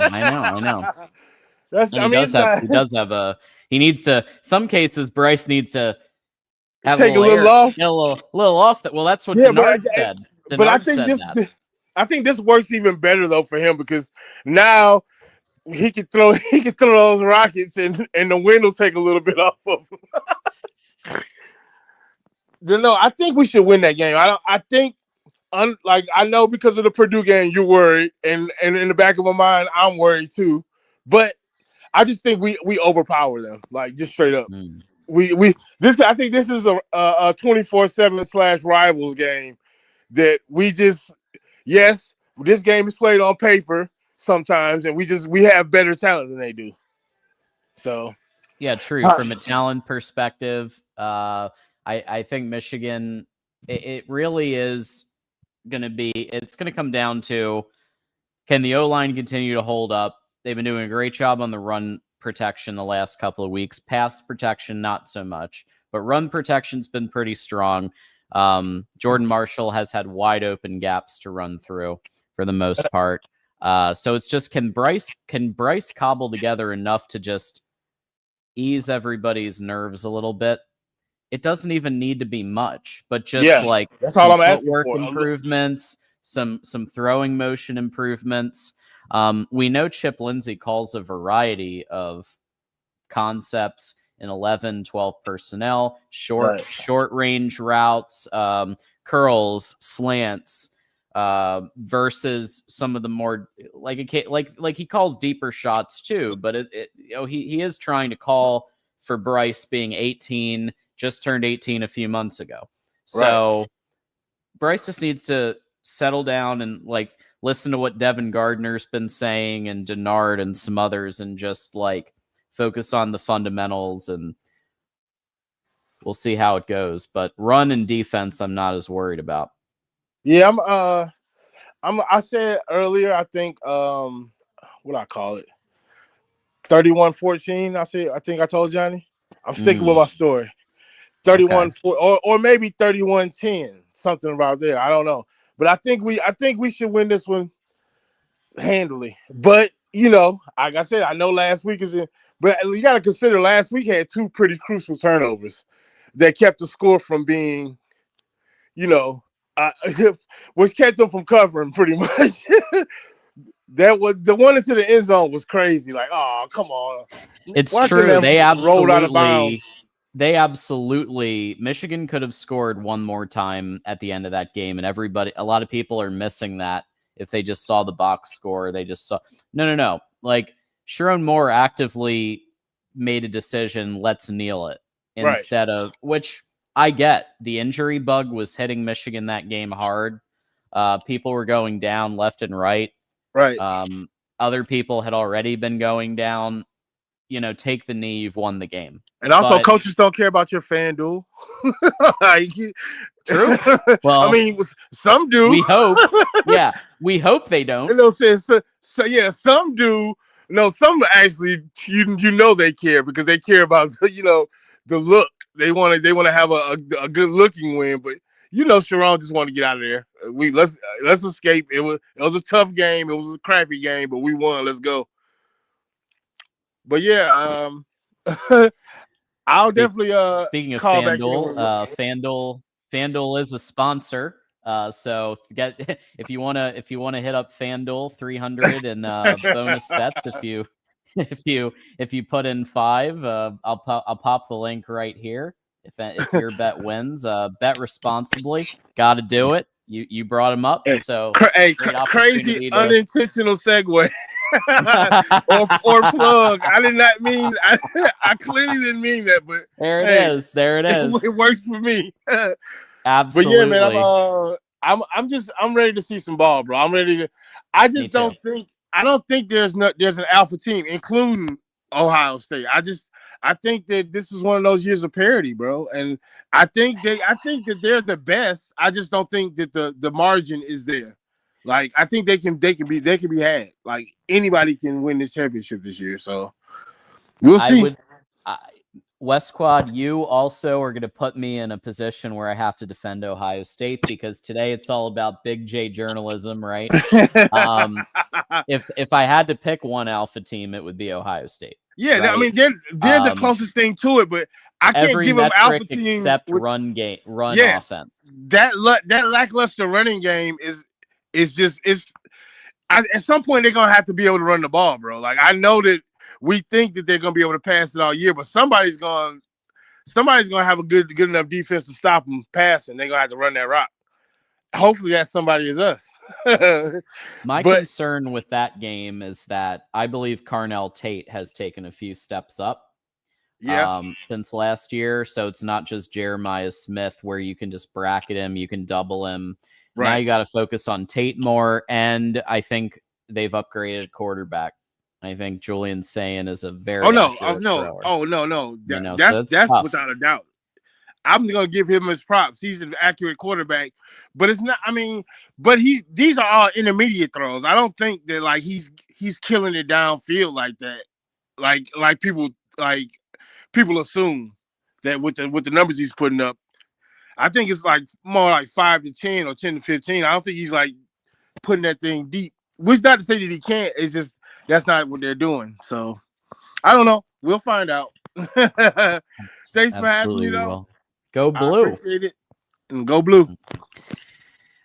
All right.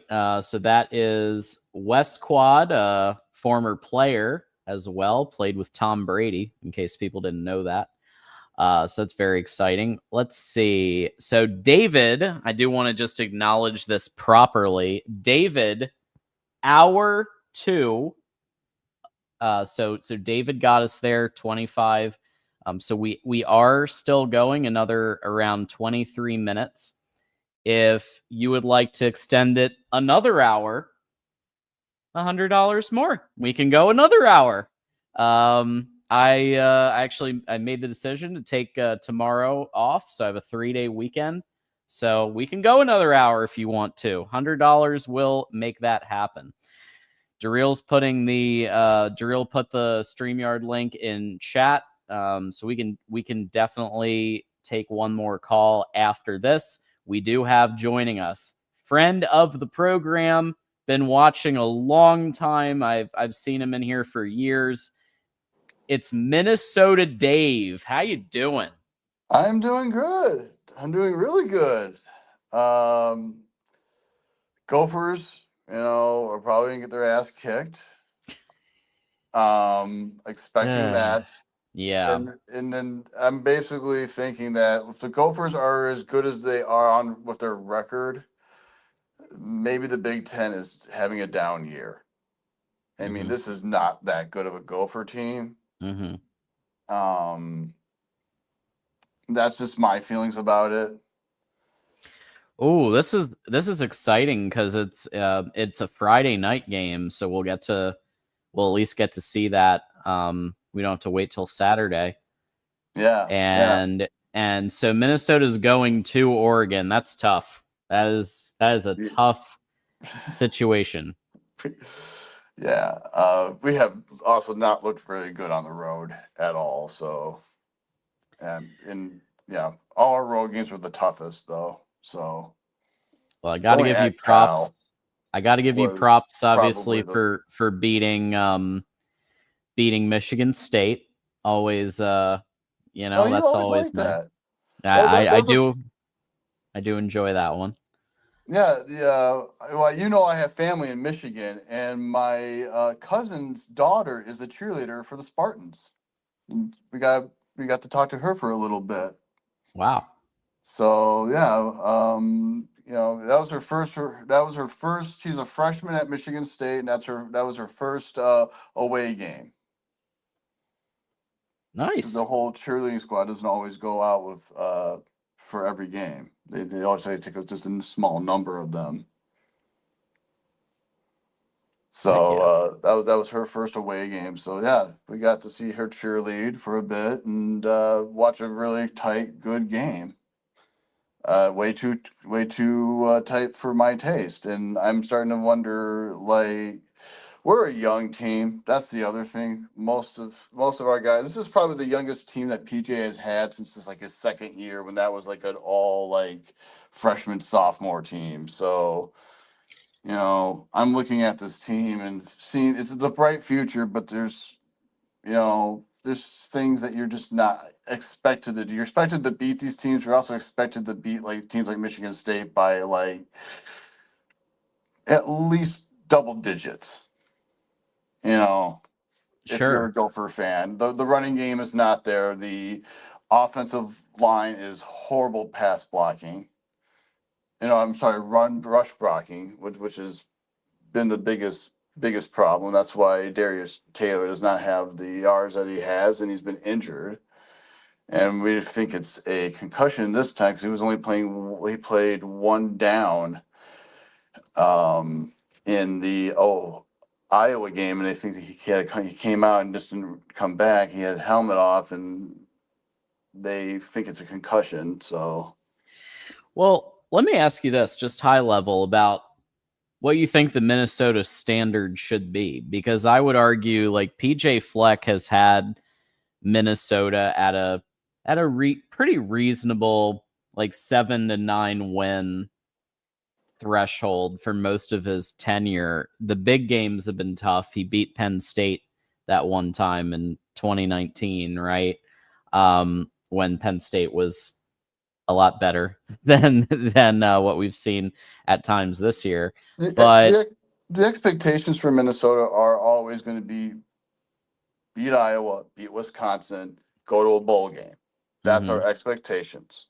That's the lowest of the lowest expectations you can have as a Gopher fan. That's the floor. Everything else is positivity. Maybe this could happen. Maybe, we might be able to, the way the season started this year, I don't think we talked about it. I don't know if you heard me on the show a couple times, but the way the season started this year, I thought maybe a 5% chance that the Gophers could make the playoffs just because of their schedule. If they could, pull off the wins that they could. yeah. But they were, again, a young team. But I just looked at the schedule and just think to myself, my gosh, if we had last year's players play this year, we could easily be a playoff team. Sure. And you guys did get a win you didn't get last year, which was the Rutgers win, right? So you got that one. I mean, look, I think you guys could easily. I think you're on track for what, like an 8-4 or 7-5, 8-4 season, something like that. Yeah, it's pretty good. I feel that the season right now comes up to how big of a bowl game you can get, and you have to beat the Badgers. You have to beat the Badgers this year. They are horrible. Yeah, you got it. Horrible. They will.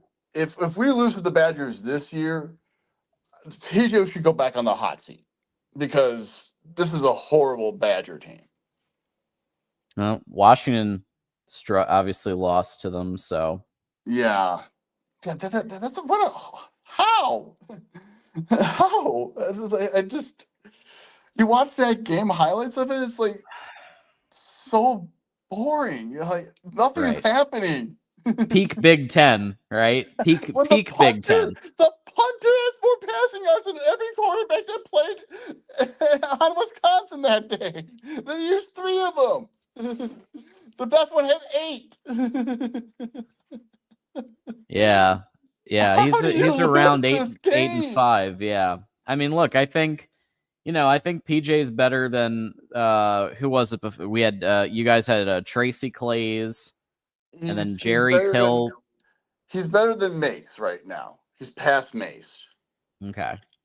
That's where I feel like right now in the win column he's past Glenn Mason, and that's really good. And you also have to take in account that we are constantly having 9 to 8 win seasons at least, and still not getting up to that level, just over that hump. Last year I felt, like I said, if we had this year's schedule, I think this team would have done better if it had last year's players. Anywhere's a tie, and like I respect that. I like the tie wearing, and the row the boat and stuff like that. It's tough because it's like we've gotten to the point as a sport in college football where you're going to see a lot more coaches getting fired, given the NIL that's been thrown around, the transfer portal. You see what Kurt Cignetti is doing at Indiana. And you're going to see the highest of the highest performing coaches get enormous raises. And then you're going to see a lot more coaches get fired. And then you've got PJ Fleck, who I feel like is in this middle space where he does enough to not get fired. And especially in this, you don't want to be searching for a coach in this offseason. That's for sure. Yeah, exactly. So it's tough, right? It's really tough. The way I look at it is I just don't see him leaving Minnesota right now. Where else would he go? Like maybe he might challenge himself at Arkansas if he wanted to. But yeah, I don't think he's the one going. I don't think yeah, he's not going to go to Arkansas. I mean, unless he wants that type of challenge, good luck. They'll eat you alive. Then they'll put up with the row the boat stuff and the antics if they're winning. Yeah. True. And that's like for all the teams. But I don't see him going to anywhere else. I don't see him going to. No one of the major schools are looking at him right now. And the one thing that's keeping him in Minnesota is that when people look at the Iowa record, what you're doing against your rivals, and the Iowa record is the one thing that's probably holding him back right now. If that record was at least 4 wins in those 4 years. I'm sorry, 9 years. No, it's almost 9 years. So if he had 4 wins in the 9 years against Iowa, he would probably be gone. Who knows? I don't know. I mean, interesting. Yeah, no, I think he's sticking around a bit. But Minnesota Dave, are there any other games you're interested in for this weekend? No, nothing really. I think the Pitt Notre Dame is going to be really interesting.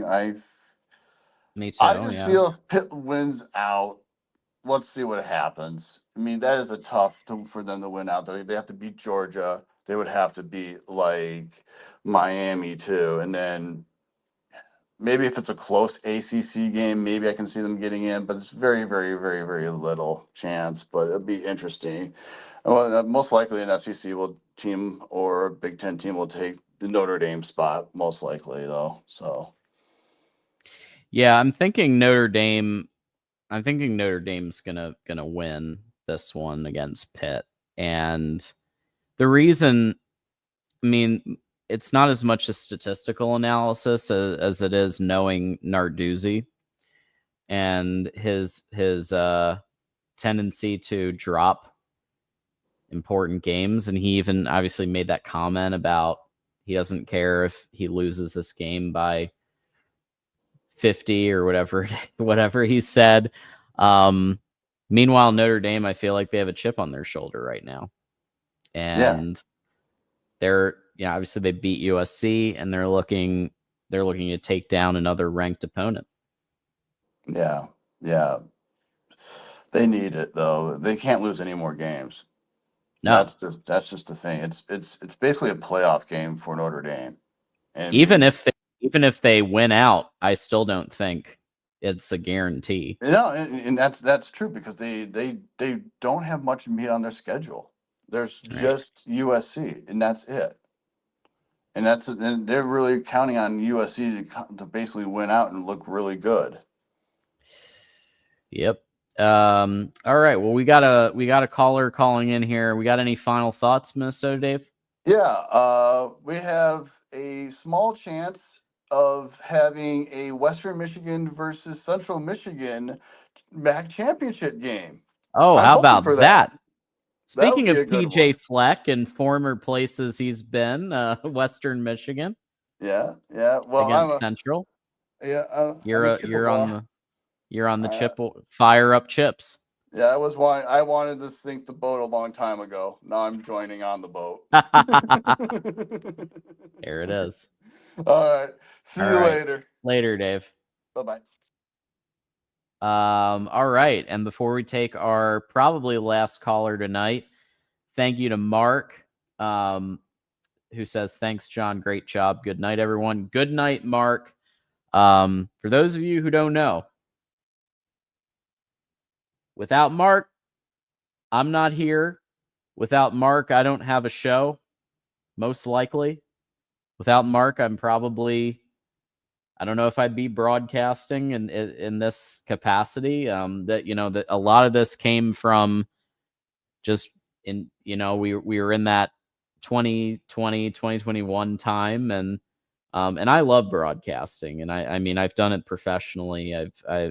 I work in an industry where I do a lot of panels and moderation and things like that. And but this was something I really wanted to get into, and obviously longtime Michigan enthusiast, and started to call in to Mark's show back in 21.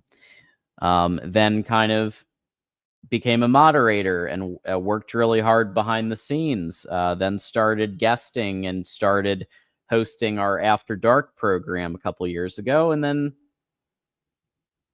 the Michigan show, right? Asked him if, hey, stop by the Michigan show. And he said, how about Wednesday? You want to come on Wednesday? And we just kind of went from there. And so without Mark, none of this is happening. The success of the Michigan show, like, he lets us do what we want. He doesn't say he's not like, hey, change this, do that. No, he lets TJ and I do whatever we want within reason. And we have a great time and with our shows, and it's been amazing. And obviously we'll see. We have one more caller, but Saturday we will be back for a twofer. So on the Michigan channel, I am going to be hosting a members-only watch party. That's right, folks. If you're a member of the Michigan channel, you are going to get to see inside my mind and inside some of the callers' minds as we watch the game in real time and talk about the plays that are being executed, about the good, the bad, the ugly. I can't show the game because we'll get a copyright, but I'll put the score on the screen, and we'll talk throughout the game, and that should be really fun. So that's going to be a members-only watch party that we'll do Saturday during the Northwestern game on the Michigan channel, and then we will also have our traditional Michigan post-game live after the game, where we'll take your calls and all of that good stuff, and we have a great time, TJ and I. Okay. And let's take our last call of the night, and it's Wolverine Gage. Wolverine Gage, how you doing? Doing good. Can you hear me all right? I can hear you fine. What's on your mind? I just wanted to talk about obviously the Northwestern game, Mm-hmm. and then Sure. let's talk about like the season just in general. Like, Okay. so personally, like, I think the game more than likely will probably be ugly. Like, seems like every week they start slow. Yeah, And they it's just like, have trouble on the road. you guys, y'all remember Charlie Brown, and when Lucy with the football, and every time he thinks he's gonna get it, she takes it away. That's how I feel about the passing game at Michigan. I feel like it's Lucy with the football, because every year they tell us the passing game is better. Every year they tell us, this is, and then what happens? It's run game and defense every year. Let's just accept the fact maybe that's Michigan's identity for now. And like the fact, like, I don't love it. I would like to see Bryce execute some deep balls. I'd like to see him execute some shorter, like literally just better footwork, better execution. But he also doesn't have a lot of help. He's got one guy right now, Andrew Marsh, who's about to overtake Donovan McCulley for passing yards. So Andrew Marsh is about to become Michigan's #1 receiver in passing yardage for the year. And he hasn't even played as long as McCulley has, right? Fewer games. He came in, I want to say it was CMU? It was early, it was during the season. So with that said, okay, he's got one weapon. So what I'm hoping is that we see Zach Marshall, who, fun fact, Zach Marshall's one of my first player interviews that I ever did. And great guy. I could tell he had the work ethic to eventually get playing time. He's 6'5". He's got good hands. If you can utilize Zach Marshall and Andrew Marsh, you get McCulley working enough, because he has been wide open at times, right? I think we all remember the I posted that screenshot from the game where McCulley was wide open during the interception play. So I just think, like, if Bryce can get right enough for 10, 15 attempts a game, I mean, he's not going to have a lot. It's going to be Jordan Marshall. He'll go for $150. And then you have Kudsdahl and Parker are gonna get some backup duty. So it'll be run and it'll be defense again. And I think it's going to be like ugly. Like, I think I predicted 21-10 with our Northwestern guest on Tuesday. And I think that's about what we're going to see. We're going to see a low scoring, like, pound the under on FanDuel. Everybody check out FanDuel. Pound the under, in my opinion, because I don't think you're going to see a lot of scoring in that game. And same with, I'm going to the Maryland game, and I'm very excited about that, to see it in person. But I'm expecting, when I go to the Maryland game with my fiance, we're gonna be I'm gonna let her know we're gonna be watching a lot of running the football in that one too. So I just think you're not going to see a semblance of a real pass game until whatever they're saving for Ohio State. Right. Yeah. I'm kind of thinking that too. I think my score prediction is probably 27 or 24 to maybe 17 or so, just around there. Okay. But what's your thoughts on, like, so I don't, like, the Ohio State games kind of make me nervous. Yeah. Really? And I mean, it's not like making me nervous, but like, it's making most Michigan fans nervous, I think. yeah, Whether they want to admit it or not. right, yeah. Like, what do you think? Do you think that we could pull off the upset again, or you think it's possible? So here's the thing. I thought there was almost zero shot last year. And TJ and I both predicted Ohio State was going to win the game. And Ryan Day decided to run the ball a lot because Wink kind of bracketed and doubled up on Jeremiah Smith to the point where Ryan Day felt like he had to rely on the run game more. And like, it played into Michigan's one strength, right? Like, Ohio State had about 15 paths to win that game, and Michigan had one path to win. I think Josh Pate said something like that. And it's exactly how it went, right? Is it played into the one way Michigan could have won that game somehow in Columbus against the future became the national champion. This year, it's at the Big House. Bryce statistically has played almost 20 points higher at the Big House versus away, except for in the Purdue game. When it comes to completion percentage, I mean. And so it's a tough one because I do believe that there are about 5 or 6 kind of key concepts that we have not seen yet this year that are saved as beat Ohio drills. And so when we do when Michigan runs the beat Ohio drills every single week, 1 day a week, they run these concepts that are not going to be run the rest of the year. And so I think you have to throw the book out because conventional wisdom says Ohio State destroys Michigan. That was also the conventional wisdom last year. And I'm really at a loss as to who I'm going to pick. And I believe we're going to have Chris Drew stopping by for that one from Menace to Sports. And that's going to be a very interesting discussion because I honestly don't know who I'm going to pick right now. I really have to see the next 2 games. I need to see some real improvement in the passing game for me to even think about picking Michigan.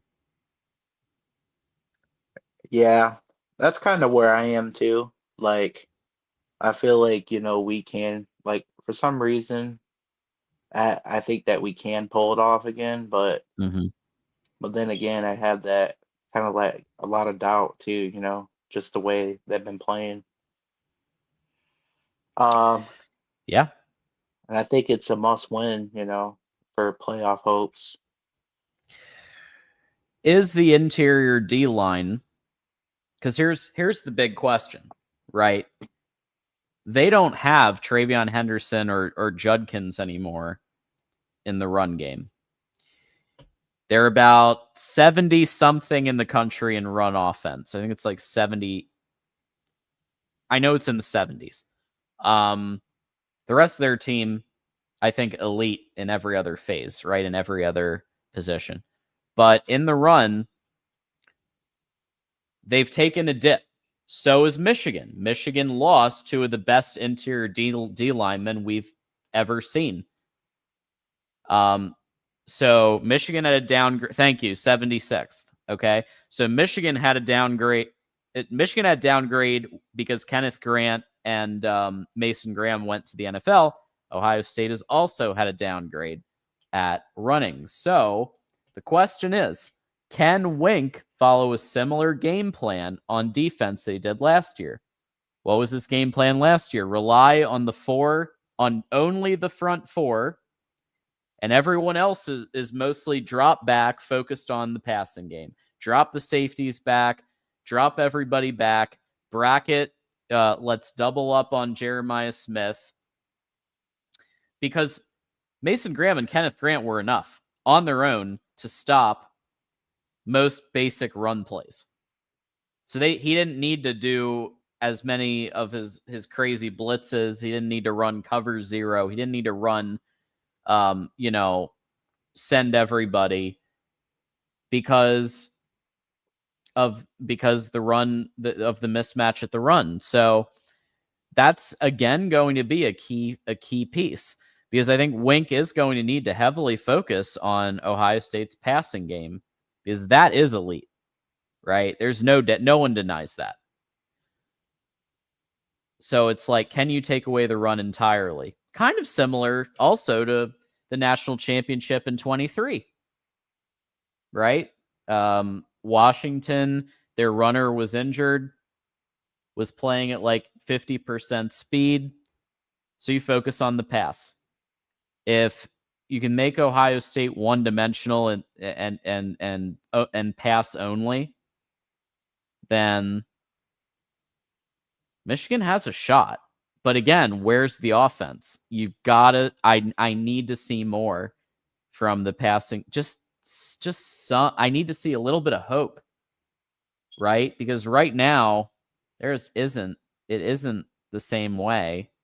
Like I just don't. I feel. But again, last year we had a walk-on quarterback, Davis Warren, walk-on quarterback, threw a pick right late in that game, which made Gus Johnson very, very excited with Jack Sawyer. So I honestly, all of that to say, that if I see a little bit of hope in the pass game, I will most likely pick Michigan because of the home field advantage, the rivalry, all of that stuff. But I need to see more. Yeah, I guess it's see what happens, the next two games and go from there. Absolutely. Any final thoughts for us? We're about to wrap up here. I just want to say that I'm not trying to be too biased or anything because it's my team, but I honestly think Bryce Underwood I just think that he's better than Ohio State's quarterback in a lot of ways. Just Okay. just You're like going to his get some people footwork. in chat very unhappy with you, but go ahead.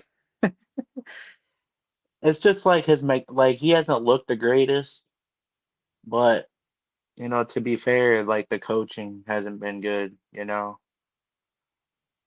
So when you say And I you think think he's got Bryce Underwood potential. is better, are you saying just in terms of potential ceiling of both players? Yeah, I would just say potential ceiling, I think. Because right now it ain't even close, dude. I mean, again, I hate saying that, but Bryce turned 18 a few months ago. He has gotten up to 60% completion, which I think is in the borderline of passable when you have a running threat. We talked about that when Alex Orji was slated to be the quarterback last year, that you can get Alex Orji to 60, 61%, and then you have the running threat, you're good. But again, Julian Sayin is on a whole nother dimension in almost every aspect. And so it's hard for me to, he's first in QBR, completion percentage, 81.7% against conference opponents. That's crazy. That is crazy. 24-4, 24 touchdowns, 4 picks. I mean, that is it's on another level. But can Bryce get there in a year or two? Absolutely. Absolutely, I think he can get there. But Michigan is going to need to bring in Joe Sloan or another quarterbacks coach dedicated to Bryce, because Chip pulling double duty right now isn't working out, I don't think. I think he needs to focus on OC and then bring in a quarterback coach. Right. Yeah, I think that Bryce has a lot of he's not there, of course, right now. Still got a lot of work. He's going through growing pains, but I think he's got potential. You could see it in a lot of ways. For sure. No doubt. All right, Wolverine Gage. Well, listen, we'll see you Saturday for the post-game show, right?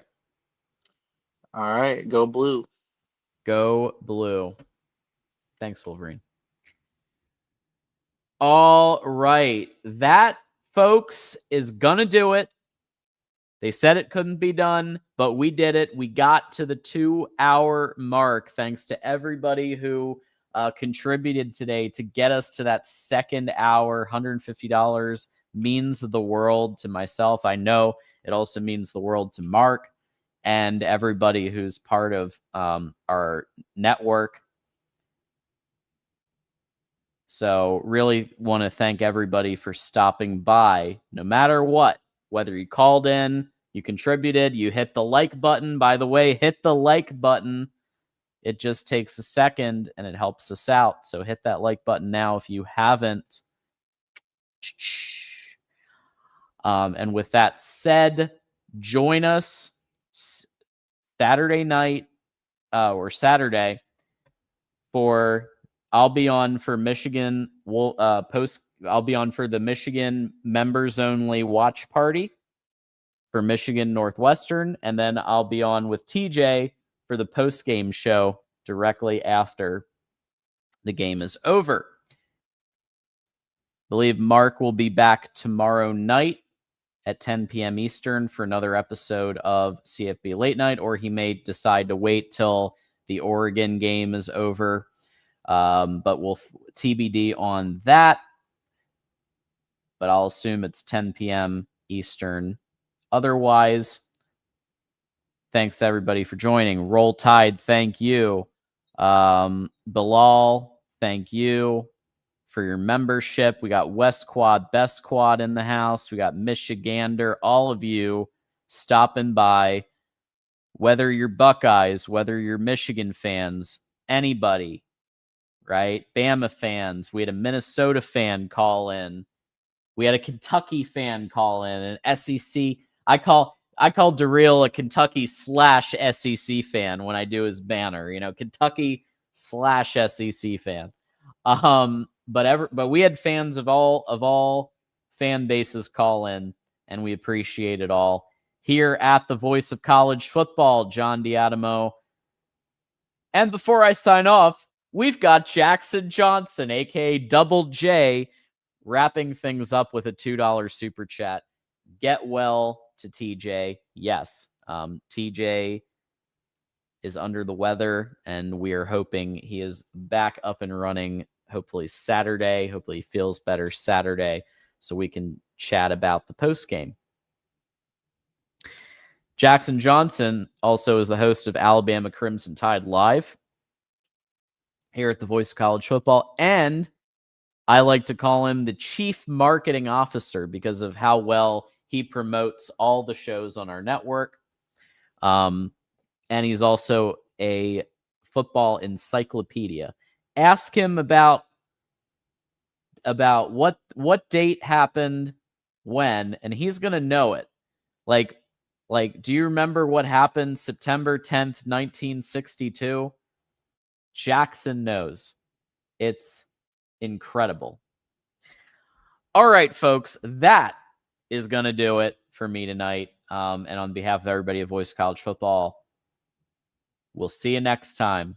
Thanks, everybody. We'll wrap things up with a message from Voice of College Football Mark Rogers about Voice of College Football bets. And also, don't forget to hit the Amazon link. Just takes a second to hit the Amazon link, and it's free, right? So if you're going to do your shopping on Amazon anyway, I know some people don't, but if you are going to do shopping on Amazon, then you might as well get Mark Rogers a couple of bucks. All right? So what's wrong with that? Nothing. So go ahead, hit that Amazon link. Let's help out Mark and the network that way.